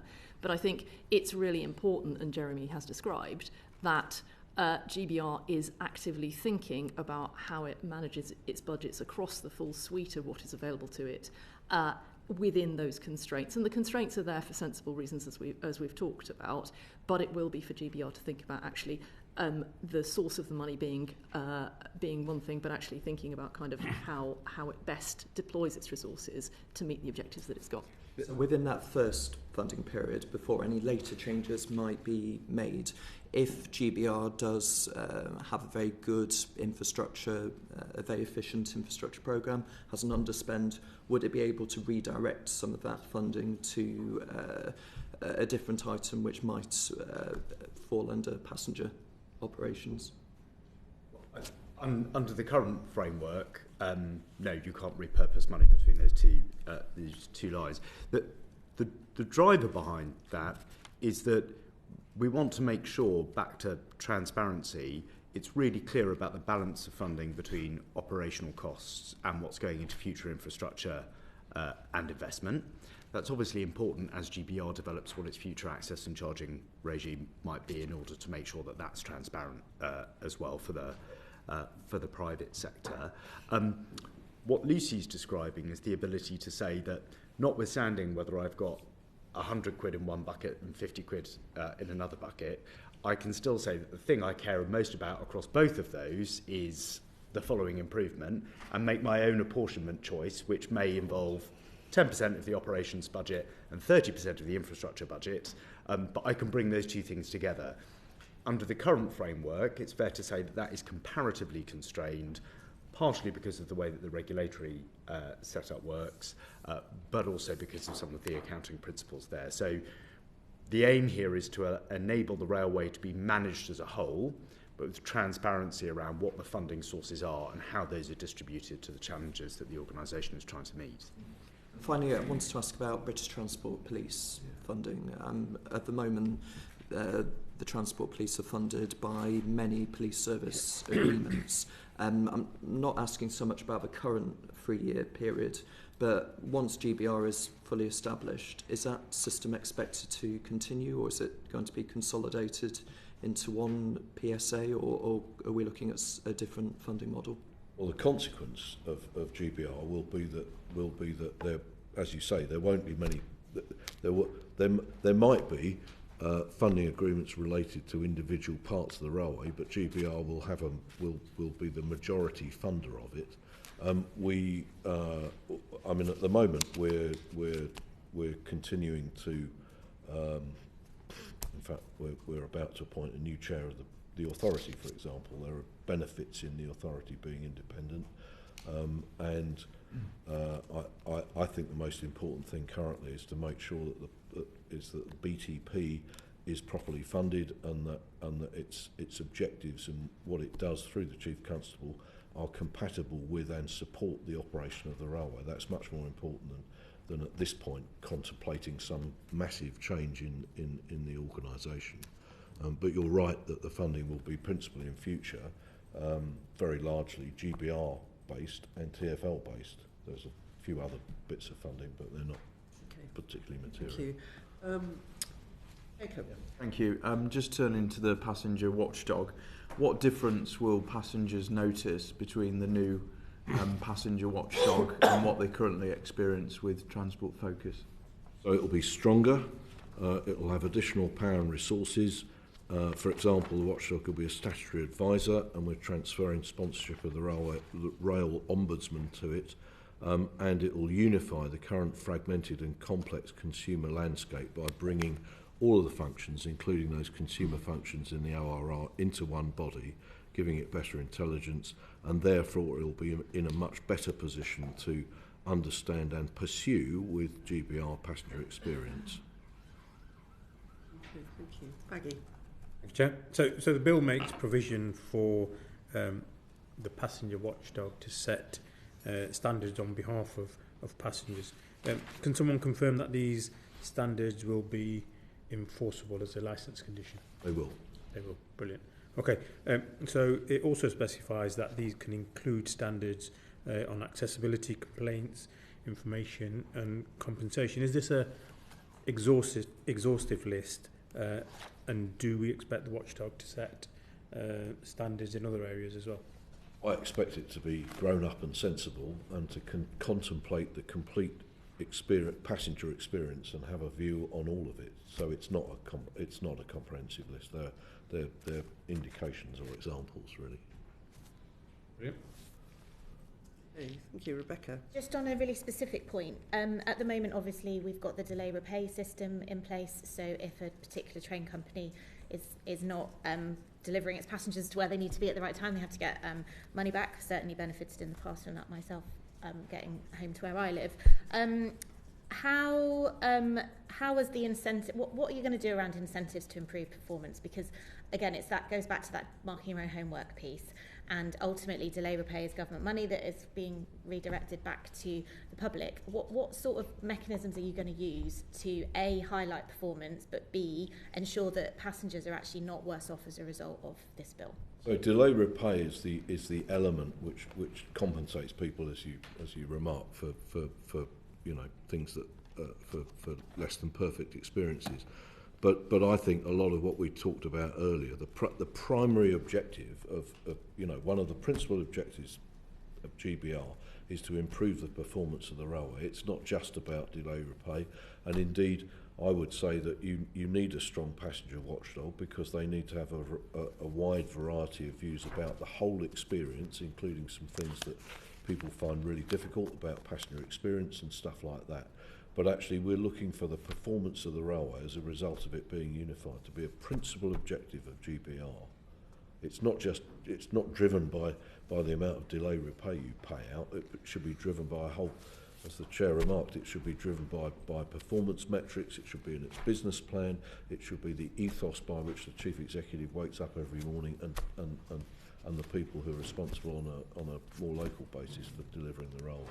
If I may, I just think that we have a system at the moment that needs to compensate passengers. Our point, though, is to drive performance, to drive reliability. That drives passenger confidence. That drives revenue.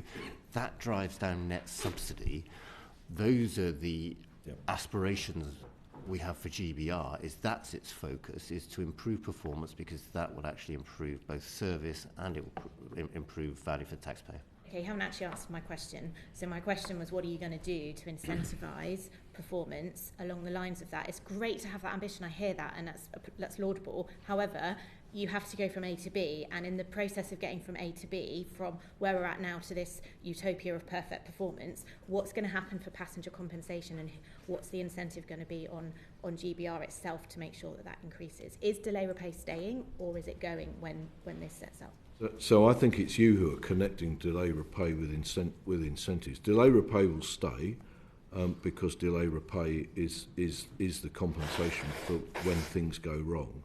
But actually that's not... you're right, there's no incentive at the moment. I appreciate that, because actually it's not the train companies that pay it, it's government. So forgive me on that point. But in terms of how you would use it perhaps to drive performance, now that it's the government delivering the railway service and having to pay out delay repay, is it going to be used as a matrix to increase performance? Well, a couple of things. First is, I think certainly at a senior level, we're envisaging that there will be performance-related schemes which will be tied to the performance of the railway as a whole. So there will be a personal vested interest in senior leaders getting that right. So that's one of the incentives which will be at our disposal. On transparency around the business plan, again, we'd expect that to drive an incentive around performance, for that to be owned and for the chair to feel accountable for the performance of their organisation against that business plan, including scrutiny by elected representatives as well, for that matter. The third, which comes back to some of the questions about the passenger watchdog, is that watchdog, by bringing together both the window into what is this service really delivering on the ground, and we're conscious that in any large organisation anywhere, service is never uniformly perfect. There's always something that needs to be improved, to make sure that that gets proper care and attention, with enforcement if needs be, but also by bringing the rail ombudsman under the aegis of the watchdog as well, to say where you've got a specific problem that needs fixing, someone will fix your specific problem, not just say, well, the organisation will deal with this in due course. So there are remedies for individual complaints as well as driving the organisation as a whole. Okay, and that takes us neatly on to Jacob's question. Yeah, so the passenger watchdog won't have enforcement powers, but it will be able to refer matters on to investigation with the ORR. Why have you taken this approach and not given the watchdog its own enforcement powers? Well, primarily because we want one clear enforcement body for the entire sector. And when Transport Focus themselves came in front of you, they recognised that themselves. And since ORR will enforce the licence, then I think it makes sense for the ORR to enforce passenger standards as well. And do you imagine that if people have got complaints, they would first go to GBR? For example, if I was a disabled passenger and my assistants didn't arrive, would I go to GBR or the passenger watchdog, and what would be the threshold for that to be referred on? I would expect GBR to want people to contact it to. That wasn't the question. And they should go to GBR in the first instance, which is, I think, the answer that you're looking for, perhaps. Okay. So the bill's main purpose, as you've spoken about, was to streamline the results. But when things do go wrong, there's about 3 different organisations that could have a role. So the passenger watchdog, the rail ombudsman and the ORR. And obviously this might be after a customer's gone to GBR itself. So are you confident that the bill is making the system work better to lead to a better outcome for passengers? Yes. Okay. I mean, why not just merge the functions of the watchdog into the ORR? Because I think the two things are different. Actually, the range of passenger experience clearly needs, frankly, some improvement. There are a number of areas we know that the railway doesn't do as well as it should do, and I think it would be a retrograde step to turn, the current functions and the future functions of Transport Focus and the passenger watchdog back into the ORR, which is primarily an enforcement body. I think the whole intention from the manifesto commitment was to set up something strong for passengers so that they could see people actively pursuing their interests. Okay. All right, thank you. Alex? Do you foresee the passenger watchdog as primarily taking up individual constituents, residents' complaints? Or do you think that they can deal with more systemic issues? So if they spot things happening all over the place, is that something they ought to be following up on? I think that's absolutely right, and I think the issues that the railway has to confront better than it does now, certainly in terms of people with disabilities and that actually they must do that, because actually the railway needs to be better at dealing with these systemic issues about access, about passenger assist, about the passenger train interface and so forth. And I think it's really important that they aggregate what they see from passengers into wider issues and interact with GBR so that GBR frankly starts to solve them in a better way than the railway's done for a long time. It's maybe worth saying, Lord Peter, as well, that The passenger watchdog will be able to request information to a deadline from GBR, and will also be able to request improvement plans. So looking more thematically at GBR's activity, not just limited to individual complaints. Okay, Scott, was there anything you wanted to add on these? So request an improvement plan, is that just a polite no, or can they, will a reply and improvement plan be mandated there? So should the passenger watchdog conclude that that GBR is in breach of any of its licence conditions, it can refer to the ORR as the enforcer against the licence. So that's the ORR enforcement route on the licence. That's the next stage in the process. So the passenger watchdog can refer things to ORR, but and we talked earlier about how accessibility often in these situations often loses out, but the ORR can disregard that referral, can't it? So the ORR is subject to a different set of duties to the passenger watchdog, but that is very deliberate because the ORR has a different responsibility within the system. The ORR will be under obligation to inform the passenger watchdog of the action it's taken when there is a referral to it, and to explain the reasons for that. So it's for the ORR to then decide what enforcement action is appropriate given the balance of its duties, but it must notify the passenger watchdog of what it's done.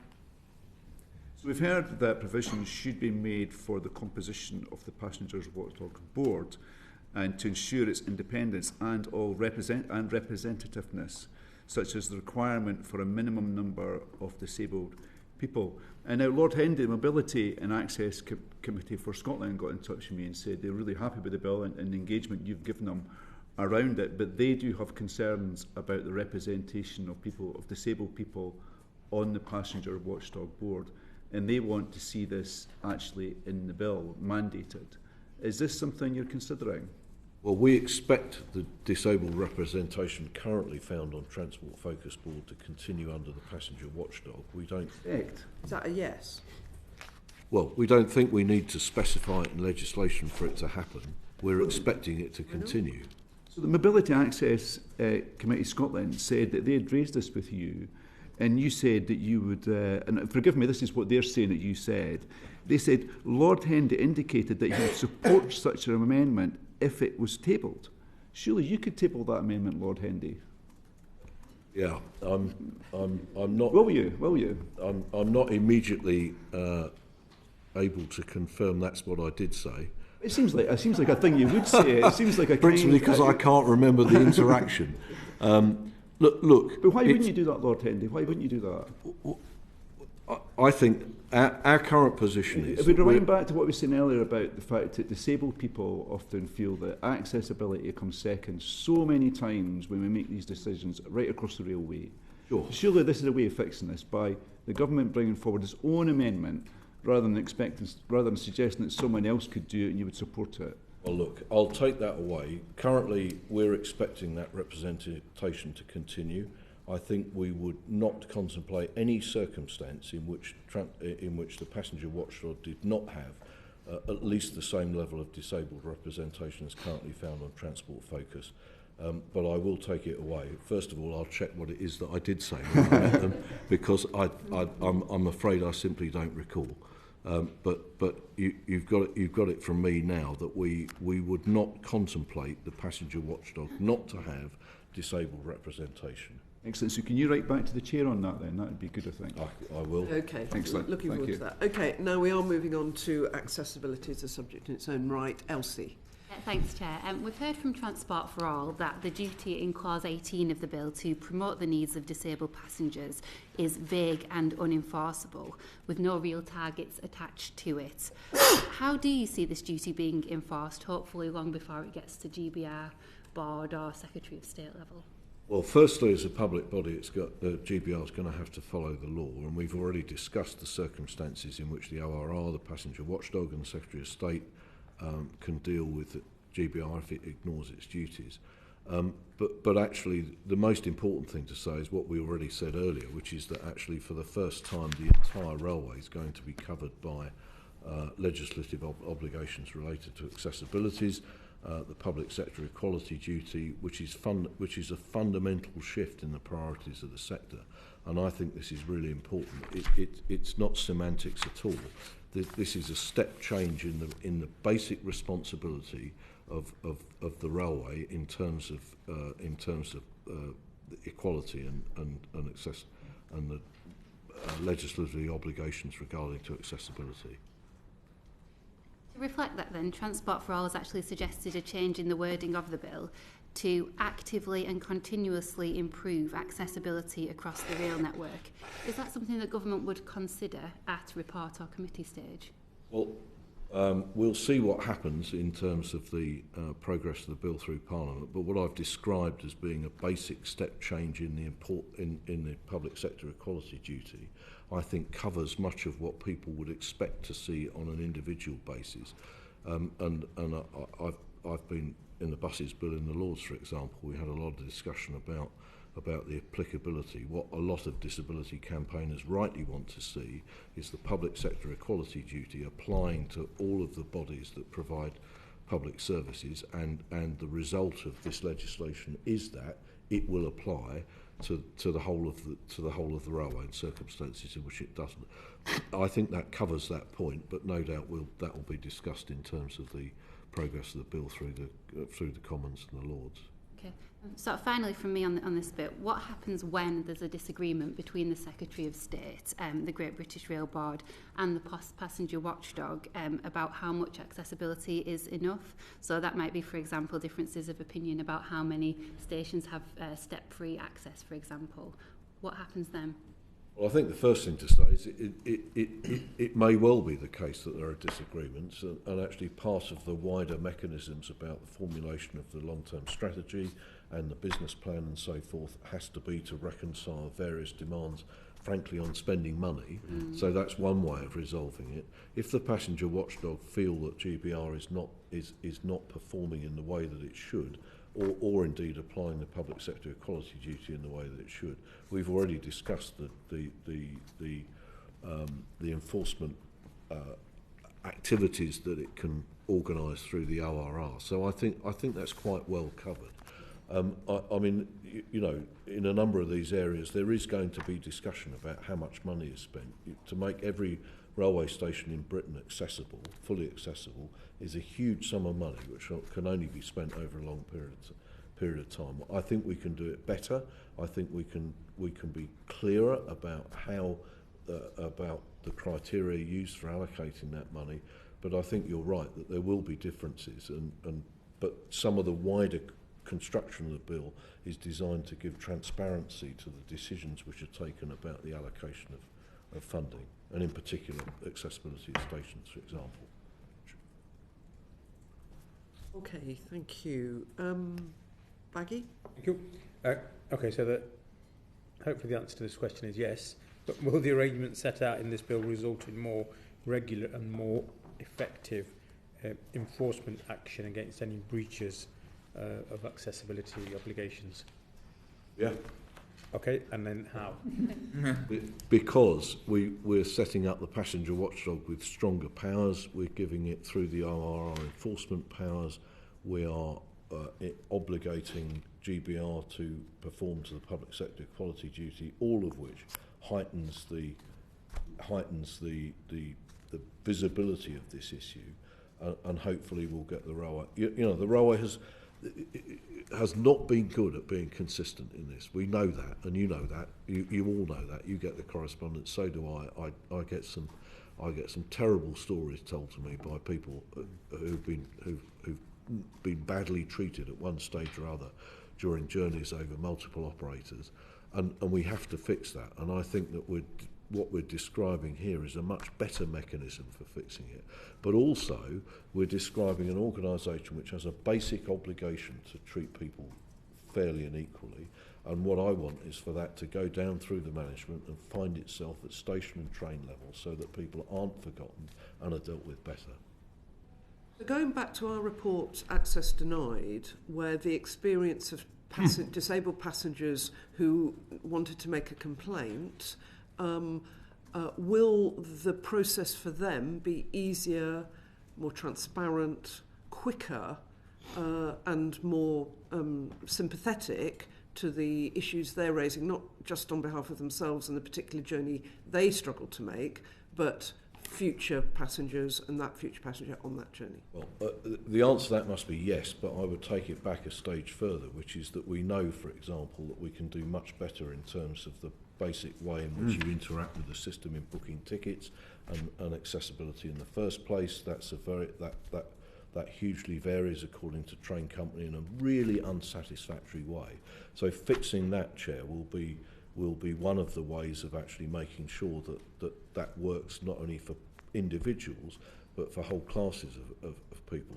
The complaints about the lack of accessibility of the accessibility acts. The point I was making wasn't the overarching issue of lack of accessibility, which is obviously in itself a big issue, but is the process for challenging the experience of trying to make a complaint. Oh yeah, I'm expecting that to be much better as a consequence of this, because I'm expecting the railway to be consistent about how that works in a way that it isn't now.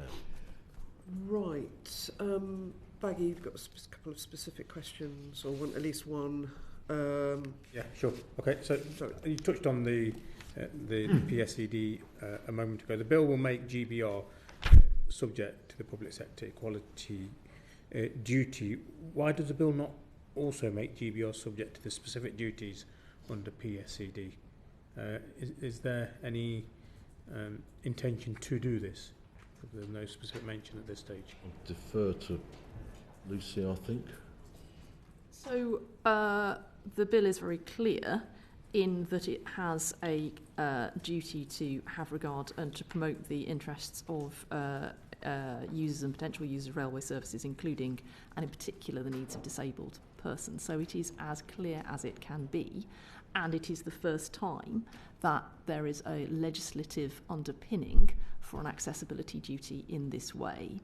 On the specifics of whether the specifics of the duties under PSED and the extent to which that's applicable, I think we would have to come back to you. But the policy intent is absolutely clear, which is that there is a clear duty on GBR to promote the interests of people, of disabled people, and that is followed through also in the duties on the passenger watchdog. Okay, but on the specific duties, you'll come back to us. Okay, thank you. Okay, and then again, just on that, the impact assessment for the bill states that the department has included an inequalities impact assessment. Why has this not been published, and when will it be published? Again, we would expect to be putting all the information that's necessary to scrutiny of the bill in the public domain. Let us come back to you on that specific point. Okay, Ollie? Thank you, Chair. Just want to come back on the accessibility topic of what you were saying earlier, Minister, about rolling stock with incompatible doors and all the ramps, etc. I think we can all agree that's utterly farcical and needs to change, and it's good that there's a commitment to doing that. But I think one of the reasons why we on this committee have been really pushing that is I'm not really sure it's right to blame the system that is being overturned by this bill for that, because it's not as if the Department for Transport has had no role in franchising decisions or specifications or rolling stock tenders, etc. So, would you accept that the Department for Transport, and perhaps Mr. Goodman as well, has had a significant role in the fact we've got a multiplicity of rolling stock, and what's going to be learnt from that, and how is things going to be different in future? I'm not going to account here for the actions of my predecessors, other than to say that the evidence is that the rolling stock procured through the previous franchise system has been hugely diverse and hasn't generally so far had any practical effect on level boarding, with some one or two very clear exceptions, and we are determined to change that. So actually providing more consistency around future specification, which we're doing already through the development of the rolling stock and infrastructure strategy, I think is really important. You can't overnight, there are two problems, one of which is what trains do you buy and what floor height have they got, and the other is what, there's thousands of stations, all of which are different platform heights, which are historic, and that can't change overnight. But we can start to do that better, and my observation is simply that in the past it hasn't been a consideration. It doesn't seem to have been a consideration in most train procurements, and it damn well will be in the future.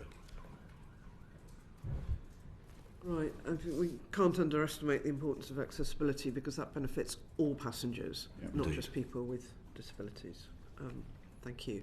Right, let's move on to fares and ticketing. Lawrence. Thank you, Chair. The fares fact sheet says we will gradually move away from the current approach of an annual blanket increase to the regulated cap and towards giving GBR more commercial freedom to manage fares. First of all, how gradually are we talking about?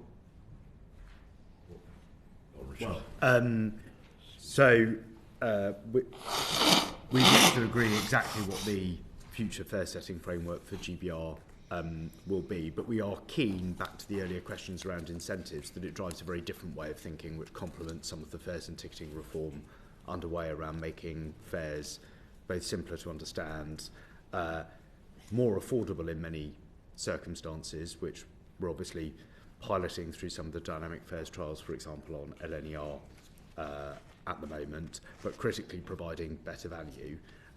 Just to take an example of a journey I need to take this afternoon, about 35 minutes long, trains are about 10 minutes apart. The difference between the price of those tickets is £10, depending on which operator I take, from exactly the same station. And so that's the sort of area where, instead of incentivising train operating companies to look at their market share on a particular line and to drive a different set of passengers onto their service rather than another service, we want to get people taking the train at all, showing that it's good value for money, and evening out some of those fares anomalies. Inevitably, that's a very long and complex, or can be a lengthy and complex process, but we're making inroads on that with colleagues in Manchester, across the southeast, on pay-as-you-go. We're trialling new approaches to do that on the East Coast, on the East Coast main line. Forgive me, Mr. Goodman, it's not so much a question about what's happening now, it's about the future process. To summarise, there will be a transition to a new system, but it can't be said yet how long that will take. Is that fair? We've not yet set out what the fare setting parameters will be. And will the current split between regulated and unregulated fares be retained? Again, that will form part of what Guardrails Secretary of State decides to put around fare setting overall. That's to be determined. Correct. And then, in respect of the Secretary of State's duty to set out a objective for balancing cost in respect of overall costs. I mean, costs for commuters might mean something very different to levels of affordability and costs for business passengers or leisure passengers. How will the interests of different types of passengers be balanced? Well, that is a couple of answers to that. There are obviously strategic decisions which the Secretary of State will be making as part of any spending round about how much public money ought or ought not to be going into the railway. We're very keen to ensure that in a devolved railway there is more decision making locally about which services are going to work best to connect Britain, which is one of the reasons why mayoral partnerships and the engagement of strategic authorities is so important, because we want GBR to feel incentivised to design services around promoting growth and connectivity in the country as a whole, not just what somebody in a contract has told them to do. Related to that, then, of course, is a conversation around what's the appropriate balance of ticket prices in a given area. We know from, for example, on the rollout of pay-as-you-go, that will involve some reconciliation of anomalies in at different price points, which we'd expect GBR to be incentivised to look at, but critically to look at all of those three things in the round, because they're not really separable. And, for instance, one of the drivers behind the trials we're doing on dynamic pricing on, for instance, the East Coast Main Line, is to help get proper data around where we're trying to get more people on the train, make better use of a service that's running, reduce overcrowding at peak times, improve use at off-peak times, whether our pricing strategies are really supporting that or not.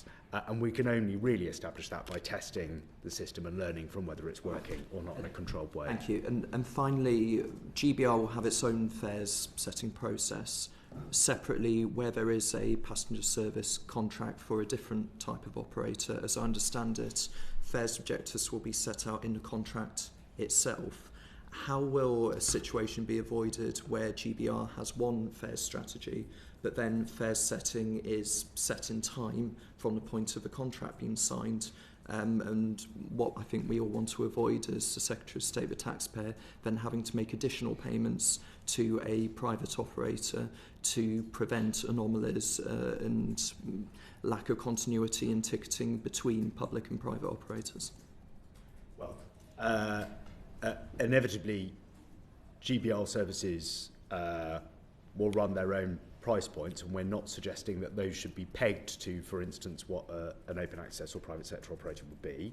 I mean, there are a comparatively small number of journeys, about 0.5% of journeys on the system as a whole. And we know that one of the incentives we want to drive through the system is that where the private sector is prepared to take revenue risk and thinks it can beat the value of GBR, that the access and use policy supports that to enable them to take that opportunity. That is going to require for them some flexibility on fares in the same way as it will require some flexibility on fares within GBR. Okay, Alex. Thank you. Under the bill, third-party retail will continue to sit alongside GBR's platform. Why is that? Because the... Oh, go on. Sorry. Two things to say. One is, again, the driver here is to ensure that the railway company can sell its own services and can sell them more straightforwardly to people who we know find the system extremely confusing as it stands when they're trying to get across sort of 20 different apps, particularly when individual train operating companies may offer different fares from what you might get through, for example, going through national railing inquiries. So that's the customer driver behind it. In terms of structural organisation, GBR is, of course, a retailer in a bricks and mortar sense, as well as being a retailer online. So yes, we expect it to sell its own tickets online, but people also need to be able to buy a ticket when they're on the train, at the station, through the ticket vending machine. So the retail operation of GBR isn't an online retail operation, it's a retail operation with an online component to it. Will GBR Retail have targets to try and grow its share of the market in terms of buying tickets, passengers buying tickets? That has not been decided. The policy ambition is for a thriving market rather than a policy ambition which is driven by, for instance, a GBR market share. Obviously, it would be at the discretion of ministers to decide whether they wanted to adopt that sort of target as part of the business planning process, but we don't have one as it stands. But the real policy target is to increase the use of the railway, regardless of how people pay, and actually a variety of ways to pay is an important component of it. Rebecca? Just thinking more about this, can you set out the expected development, operating and ongoing upgrade costs of the GBR retail app and website that you're suggesting is going to happen and that's in the bill, and explain how the department will demonstrate that this represents good value for money for taxpayers, particularly given that high quality services exist already? So I think one of the concerns the committee's had is it's great that the GBR wants to extend that, but ultimately what's the cost going to be to the taxpayer of duplicating something that exists already? The first thing to say is I think it's deduplication. We're currently paying for 14 apps in NER, soon to be West Midlands Trade elsewhere. So that's consolidation. We have not yet given approval to the final procurement and commercial approach to how the app's going to be built, so I can't tell you a sort of speculative cost in future.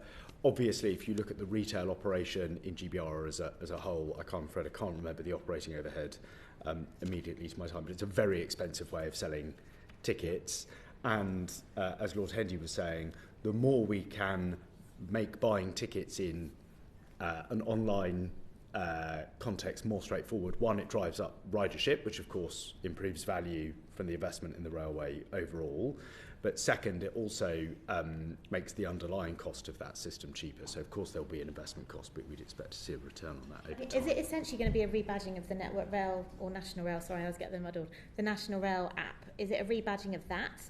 Or is it an entire... Because there's already a website where you can buy tickets at a national level through the National Rail app. National Rail inquiries will direct you to a retailer. But there's already...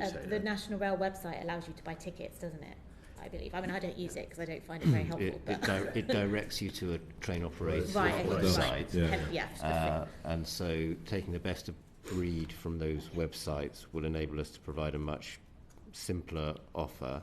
But the functionality that's in those websites is also not up to scratch yet. So we need to look much more about, for example, going back to accessibility, for example, making sure that when you're booking travel assist and so things like that, that the app contains everything you need to plan and take your journey. Great. And just very quickly, sorry, do you think there needs to be a more level playing field between GBR and the third-party retailers actually on the face of the bill? No, I think the arrangements that we're proposing to make sure that GBR's dual role as a retailer and a provider of wider management functions, we're proposing a range of safeguards in there in order to make sure that GBR does have the right relationship with the third-party retailers. And we need to get that right because we want them to succeed as well, because the overall intention is the growth of people travelling by rail. Alex? And we've had quite a few mentions of the dynamic pricing in this session. Would that be available to the third-party retailers? Yes, so the principle here is that... the answer is yes. My choking has saved me from an protracted answer. And Baggy, final question on this section. Thanks, Chair. So the crux of this, do passengers reasonably expect that fares might be cheaper under GBR and more affordable? Well, look, the government's recognised that the price of railway travel is really important by freezing fares for the first time for 30 years. You'd expect me to say that, and I just have, and it's really important. It's saved. It's going to save railway travellers appreciable sums of money in the next year. We obviously want railway fares to be competitive. It is in the end a balance between taxpayer subsidy and fares, but the most important component of it, which we keep referring to, is to drive up the use of the railway so that we've got more income for the same train service. And all of the things that we're talking about in the whole of the bill are designed to make the railway work better, to perform better, and to drive up its income, which is absolutely as important as saving money. In the UK, travel by car, travel by air is usually and often cheaper than travelling by rail. Does the government have an aspiration to address that challenge? Well, I take issue with what you've said. It's not usually cheaper. It depends what sort of tickets you buy and when you buy them. There are some astonishingly good value tickets. For instance, a family driving a few hours, or flights from London to Scotland.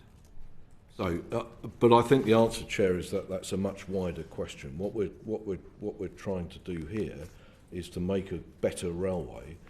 The wider question about the relative cost of motoring, about air travel and railways, of course there are some issues there, and it would be foolish not to acknowledge what you said in the round.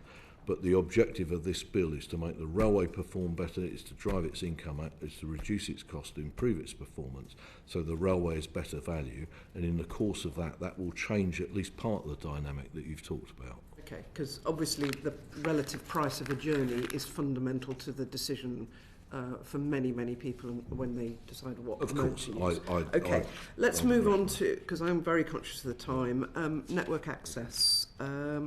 Rebecca. So we know the bill will strip the ORR of its ability to grant access rights to the network and instead allow GBR to make those decisions instead. Is there a danger with that effectively GBR will just cherry pick the best bits? And what will you do to make sure that those lines that currently might get open and offered to open access don't get delayed whilst GBR sort of decides if it wants them? I just thought of a similar analogy. Openreach obviously often get a lot of broadband contracts. Often they leave the harder to reach villages till the end of the pile because they're harder to do. I think there's a parallel with railway there potentially, that those slightly less commercially viable ones, or ones that might be harder to deliver, GBR might want to keep an option on it but then delay the process. How are we going to make sure that ultimately communities stay at the basis, the heart of what is being done, and that GBR isn't effectively marking its own homework and picking off the best bits to store in its cheeks like a hamster for later? So, as far as marking its own homework goes, of course, there are provisions which you can see in the bill about an appeals role on access, and the ORR returning decisions that it believes GBR hasn't properly taken back to GBR.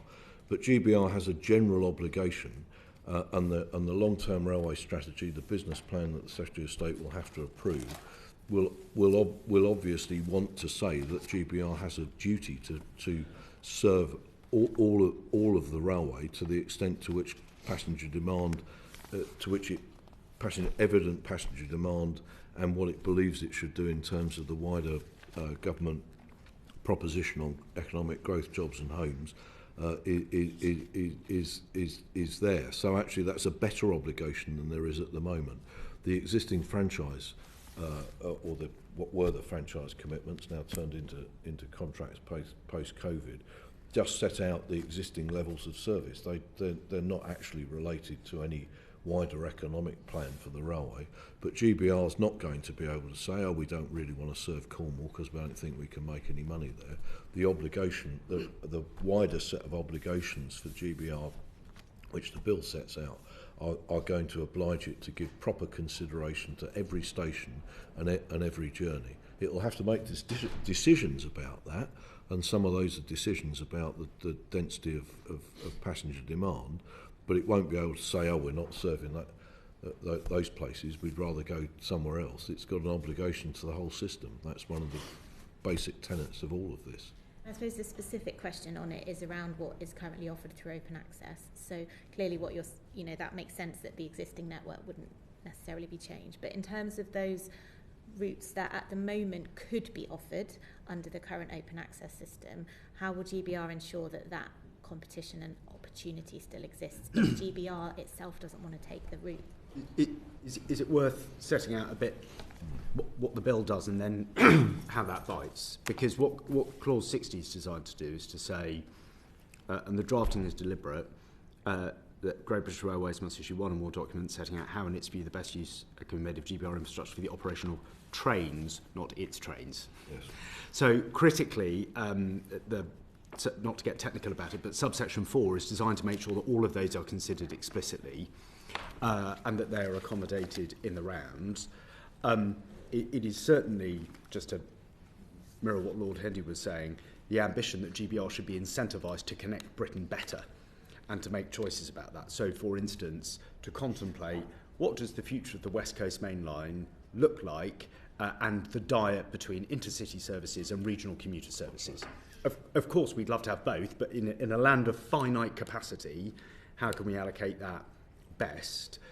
That both has to have regard to how can private sector operators come on, but more than that, actually making sure that where the private sector can see opportunities which GBR isn't taking, one, GBR feels incentivised to look hard at that before it reaches the decision, and two, to say, actually, here's an opportunity for you where if you can deliver value for customers, which we know can be really popular from lots of the services that exist, that yes, there's space for you on the network. What we have to recognise is that outside of the infrastructure investment we're making, we can't increase capacity overnight, and we know that a very highly congested network isn't very good for open access operators any more than it's good for GBR services, because they rub up against each other, more disruption comes, the services conflict, etc., etc., etc. Which links very helpfully to my last point on this. I'm just conscious of time. Given that, how will GBR be expected to manage its capacity duty in conjunction with its other duties, such as the use of rail freight on that already congested railway, as you've just described? So we're coming in on this. So if by the capacity duty you mean Clause 63... Yes, sorry, I should have said it was earlier. That was, yes. Specifically around clause. So there's a really important point here to make, which is that the infrastructure capacity plan set out at Clause 60, whereby GBR has to establish what it believes to be best use of the railway consistent with its duties, and all of ththose points under subsection 4 that Richard mentions. All of that applies before the provisions in Clause 63 apply, which are GBR's duty to secure capacity for the services it deems to be its own. And that is to ensure that where GBR has deemed that these services should be run by GBR trains and the Secretary of State has funded them, that those services should be delivered. And that is a clause which relates to protection of taxpayers' money as much as anything else. But it's really important that in terms of how the process operates, the infrastructure capacity plan, part of the process, the establishment of best use and the by market segment, happens before this capacity duty kicks in. Okay, so freight will still be prioritised. Exactly. Yeah, great, brilliant, thank you. Okay, thank you. Ollie. Thank you, Chair. Some of our evidence we've received from stakeholders welcomes the ability of GBR to offer discounted access charges, although perhaps some might be a bit more concerned about also the fact it has the ability to give higher ones in certain circumstances. But yes, on that point, could that ability, that positive of offering discounted access charges be offset by GBR's provision to raise them where it judges, quote unquote, an efficient operator would be able to pay them? Well, I think part of this is the moving away from what's currently the market compare terminology, which is used as a test of affordability today. We're moving away from that because it's based on EU law terminology, and our policy intent is exactly the same. We're just using different words for it. I think the opportunity, there's a good opportunity here for better and more flexible charging, and in particular for developing the freight market, so that we can be more flexible in the future than the railway is now, in making sure that new flows are stimulated, that they're supported, and actually also because the railway is quite full. So actually finding a way of trains accessing alternative routes to the East and West Coast main lines, which might be slightly longer, which might take slightly longer, but in consequence the charging might be discounted in order to encourage it, is all a sensible way of using a network in a way that we haven't been able to do it. The railway hasn't been able to do it currently. How do you see that ability to set those differential charges being policed? Well, operators will have a clear right of appeal to the ORR, and actually if they believe higher charges have been imposed unfairly or in violation of the affordability test, they'll go and appeal. And it's also fair to say that the charging approach will be set out in the access and use policy, which will be widely consulted and on which the ORR will be a statutory consultee.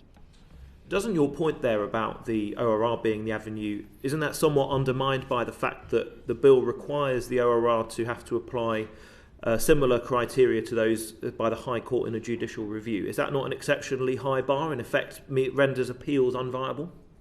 No, I mean, the ORR can take action long before it gets to that level, can't it? Well, because it can send the decisions back. Quite. So first, just on the bar for appeal. So it is really important as a matter of policy intent that GBR should remain the directing mind for the railway. Should ORR be receiving appeals and making decisions on the merits of the case, then there is a question about the ORR actually making the substantive decision there, rather than taking a view on whether GBR has followed its established processes set out in its access and use policy and acted consistent with its duties. That is the role for ORR in that process, where GBR is in effect the directing mind. The ORR is policing whether or not it's applied its processes. Now, if the ORR, under that circumstance, decides to uphold an appeal, it can either remit the decision back to GBR for further consideration with mandatory directions as to how it chooses to do that. Basically, can say, go away and come back with a different answer. Or if there has been an error of law, GBR is seen to be acting inconsistently with its duties, it can substitute a decision with its own. So that's how the process will work. The reasoning for the JR threshold is to be absolutely clear that GBR needs to remain the directing mind, able to take decisions about optimising the use of the network. Okay, thank you. Now we're moving on to devolution. Thank you, Chair. So we've already seen the draft memorandum of understanding between the UK and Welsh governments. I don't get my governments mixed up. When do we expect to see the final versions between both the UK and Welsh and UK and Scottish governments published? Well, they're being developed as we speak, and as their representatives noted in your previous evidence sessions, the forthcoming elections provide a helpful urgency in finalising them. So a lot of work is going on concurrently, and we've had very good discussion. I and the Secretary of State have had very good discussions with ministers, and I think in both cases officials have been getting on well with relevant officials in the devolved administrations. Good.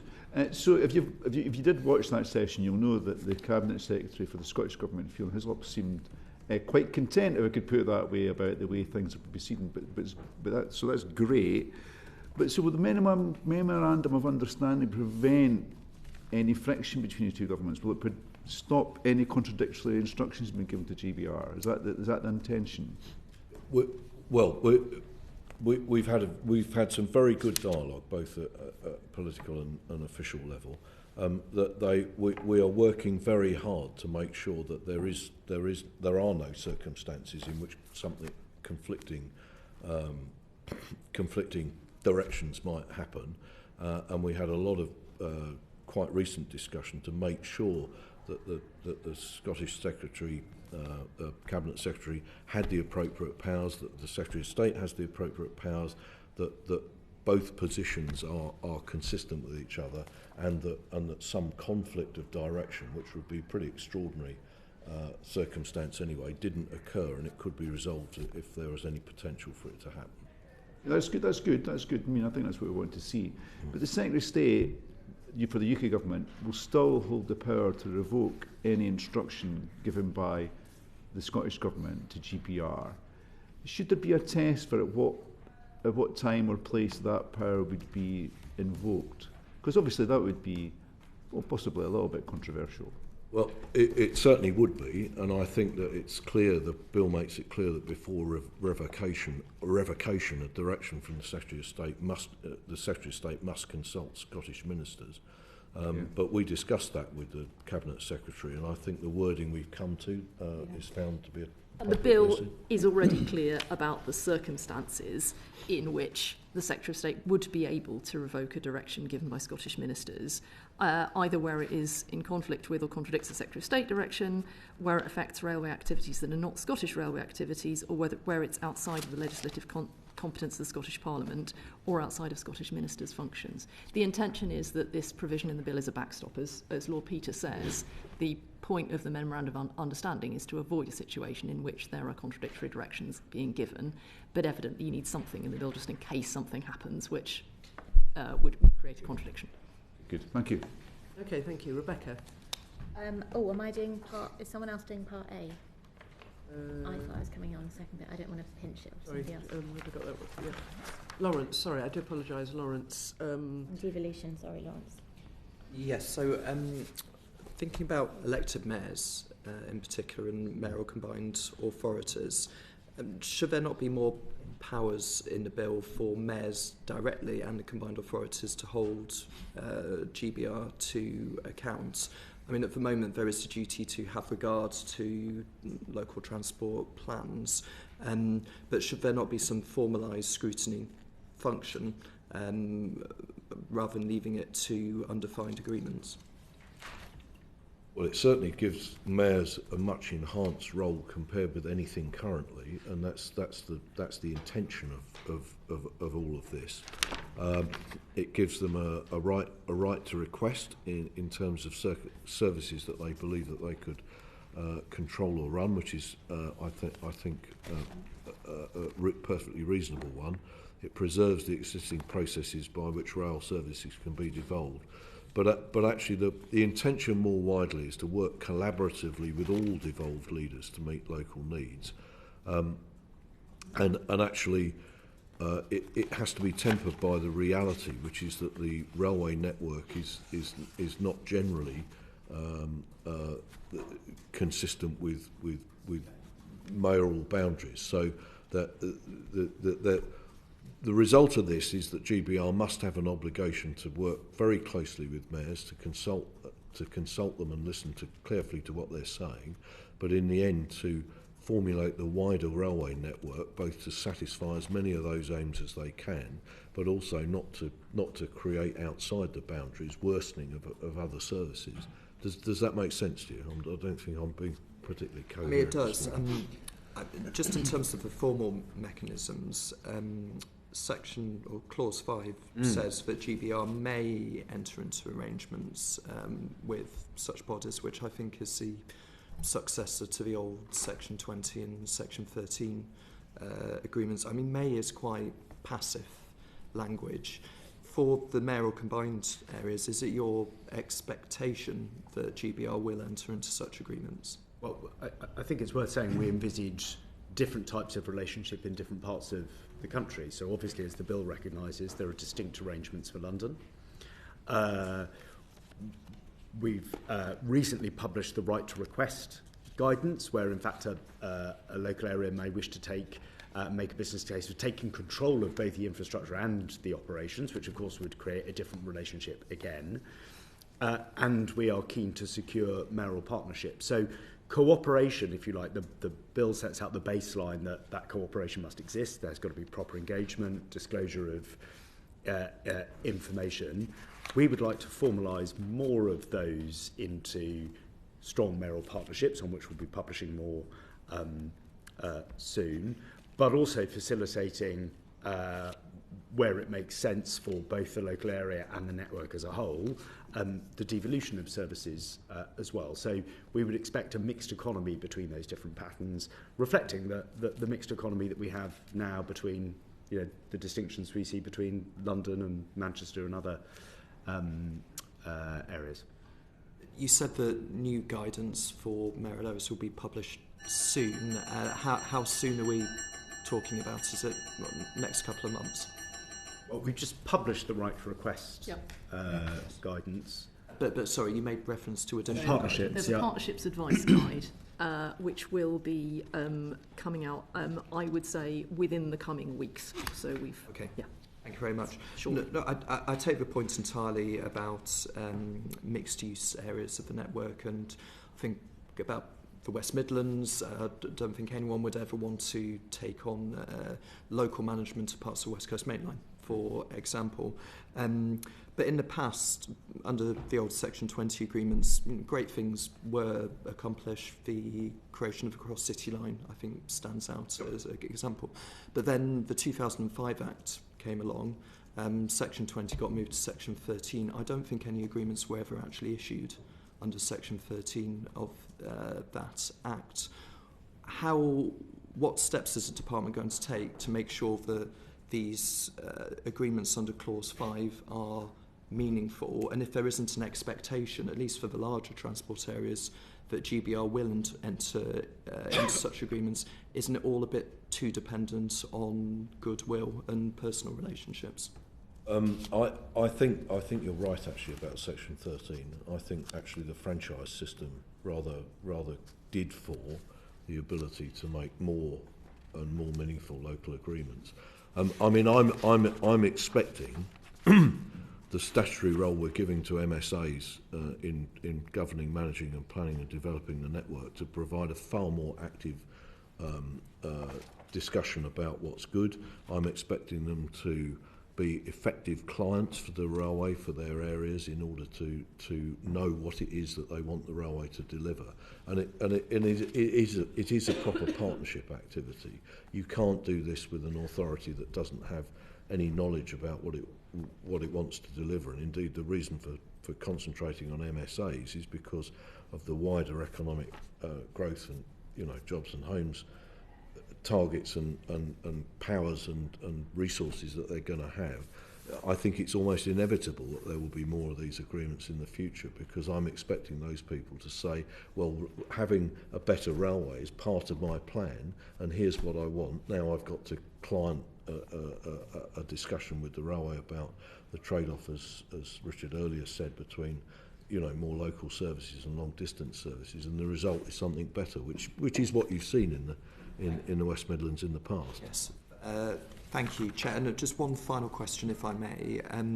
The legislation as drafted is phrased in respect of single agreements, but there are those areas of the network where there is perhaps a case for greater local management which crosses those borders. So a good example, I think, is the cross-country service between Birmingham and Nottingham, which has been a bit of a poor relation on the network. Does this legislation provide the flexibility for management agreements to be entered into with, say, two transport authorities in West and East Midlands, for example? Well, I can't see why not. I think it'd be helpful, actually. I mean, one of the dangers of this is that the demands from inside a mayoral boundary adversely affect passenger services outside it. Yes. And that's what you have to keep. You know, I've got some personal examples of that, because the development, the overground network, for example, could have damaged service provision outside Greater London, and we had to come to an agreement about what the effects of those things are. So I think having, in appropriate cases, a wider geographical area with more than one authority is quite a helpful way of resolving those issues, actually. Thank you. Alex, thank you. In answer to that question, and actually some earlier on, you've talked about the duty to consult with mayors. That's not actually what the drafting of the bill says. So it talks about Scottish ministers and Welsh ministers as specific individuals, but in no part of the bill does it talk about the actual directly elected mayor. It talks about consulting with the mayoral combined authority or the mayoral strategic authority. Is there a reason for that?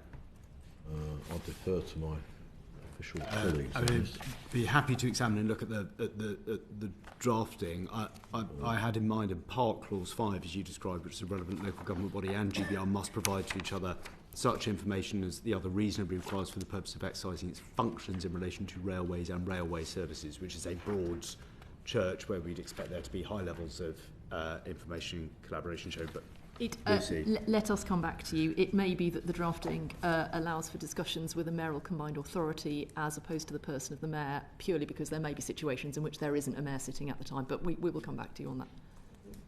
Okay, you've got a specific question. Well, no, it's here, but I think it's an important one just off the back of what's just been said, but it links to this more than the previous question. Okay. So shall I come in now? Go on quickly. So obviously we've talked a lot about mayoral strategic authorities. There's lots of transport legislation going through at the moment with specificities about devolution, but we also know there's more areas around the country than not that do have mayoral authorities at the moment, and for a lot of those they've explicitly been ruled out of the option in this Parliament. So if you are a resident of an area that doesn't have a mayoral strategic authority, what avenues for local accountability do they have? But also the other thing I'm interested in is how will funding be allocated to make sure that areas that don't have a mayoral combined authority don't lose out on investment simply because of the timeline of devolution that is currently going through. So the objective is that GBR works collaboratively with all devolved leaders, and just so that we can evidence the fact that we mean what we say. If you look at the example of Cornwall, which doesn't have a mayor but does have a Cornwall-wide authority, actually the Mid Cornwall Metro scheme has been progressed to the point at which it will be operational May, I think, with the authority who have been very thoughtful, who have produced a business case. The department's accepted the business case. That improvement and their advocacy of it is testimony to the fact that we can make this work in areas without mayors, just as we can with. And will money be allocated by GBR to them? So Cornwall's great and what's happened there, but its neighbour Devon doesn't have a mayor, isn't likely to have one anytime soon. Are they therefore going to get less money for developing local services than Well, I think again with Devon, the evidence is actually that the County Council have been extraordinarily active in promoting new stations and new services. Mm-hmm. They've been funded, and the result is a much better railway in Devon than was there 10 years ago, and we would aim to carry that on. We're not aiming to aiming to carry on, because none of that has been done under the current system. We're looking at what's going to happen. Indeed, but I'm using them as examples in order to show that we're cognizant of the fact that we need to continue to develop the railway in those areas, as well as ones with a mayor. Thank you. Okay, thank you. Order. I apologise. We're going to have to leave at 11:45 at the latest. So if colleagues still have questions to ask at that point, I will be handing over to Rebecca Smith to take my place in the chair at or before that point. Elsie, did you have some further questions in this section? Yeah, just finally on the topic of devolution. You've obviously spoken a lot about the importance of cooperation and working in partnership with mayoral strategic authorities. We've heard evidence that they should be commissioning rail services. If they can demonstrate the capability and funding to do that, why not? Do you mean actual operation? Commissioning services, yeah. Well, I think the right to request certainly gives the opportunity for that. The difficulty, I think the primary difficulty is not any reluctance to allow it, but the geography of the railway compared with the geography of the combined authorities. Even in very fruitful discussions with the Mayor of Greater Manchester and his Transport Commissioner, we have identified a lot that the railway can do better for Greater Manchester, but there are still relatively few services that operate wholly within the boundary. And it is important that GBR has a wider function of looking at across the railway network and making sure that improvements in one area don't create, frankly, a disadvantage in another. Yeah. Oh, Ellie. Do you want to? No, yeah. Do I have to do anything?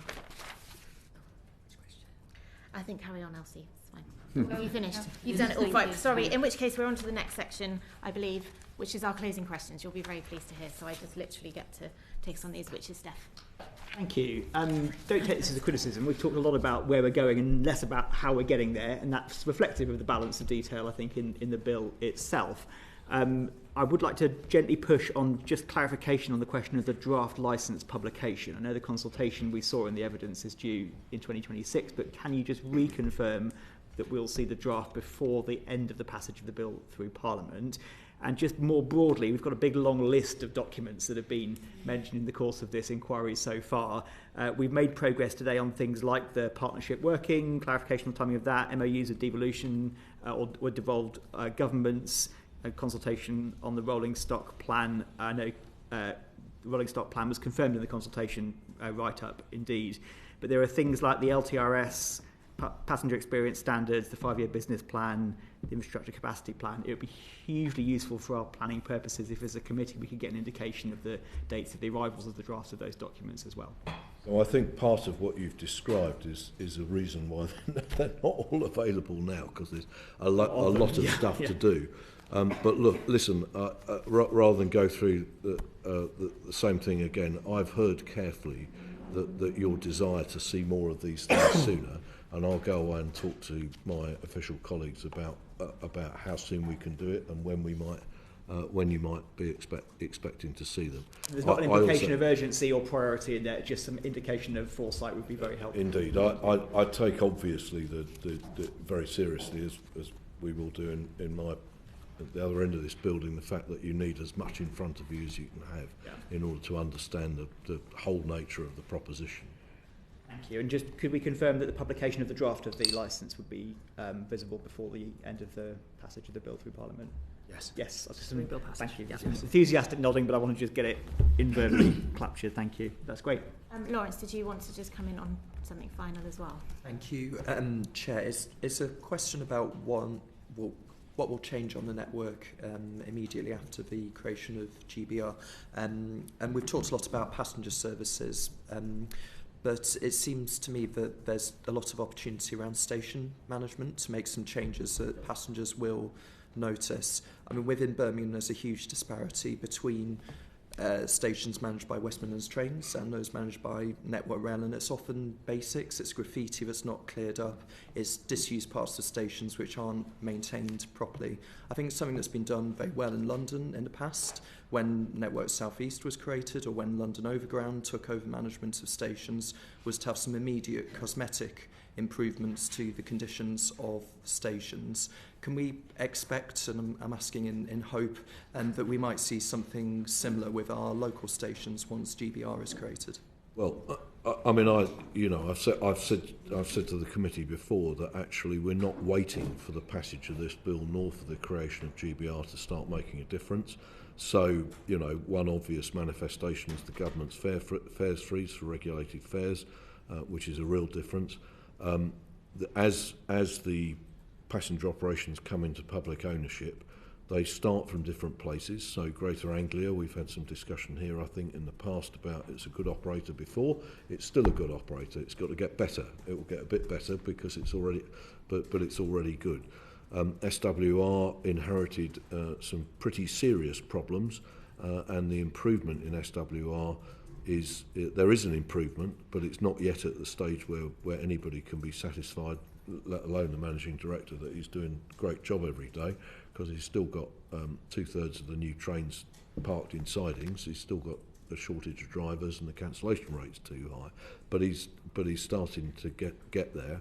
We've published performance data at every station in Britain for a new era of transparency and accountability, and the fares improvements that Richard talked about earlier in Greater Manchester, the West Midlands, and pay-as-you-go in the southeast of England, and the LNER fares are all examples of what we can do now.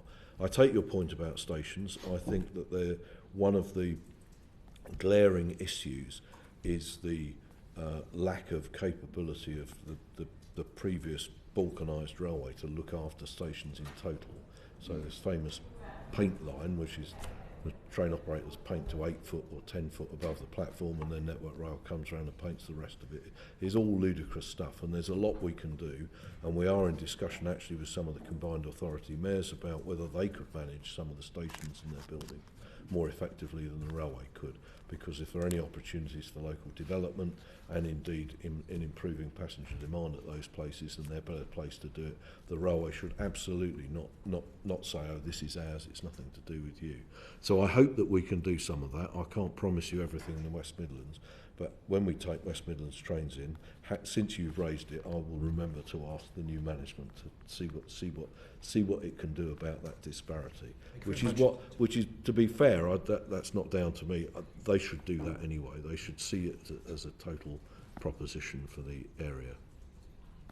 Great. Two final things from me. Just one question to request in any letter that you're sending to the chair. Something that cropped up when the chair mentioned the modal shift to getting more people to use the railway is the role of car parks at train stations. So it'd be quite interesting to just get something back about how the bill relates to parking and specifically, and what will happen where there's Network Rail-owned car parks or station-owned car, whatever it is. I'd personally be interested in that. So if there's a bit of a brief Thank you. could be put in that, I think that would be quite helpful, because ultimately if it costs a fortune to park for a family, they're not going to do it, even if fares shift. Anyway, final question then. Is the government planning to table amendments to the bill at committee stage, and if so, in what main areas? Well, I think we'll take our decisions in due course, informed as much as anything else by this sort of discussion and the discussions that will be had in the forthcoming committee stage in the Commons, and then it will get to my end and there'll be more, no doubt. Perfect. So that concludes today's session and our evidence gathering on the bill. Thank you very much for your evidence. Please feel free to write to us with anything you haven't been able to cover in your answers this morning. Our committee will now carefully consider any recommendations we wish to make about the bill, and there will of course be further scrutiny of the bill under the House's separate procedures for legislation. That concludes today's meeting. Order, order.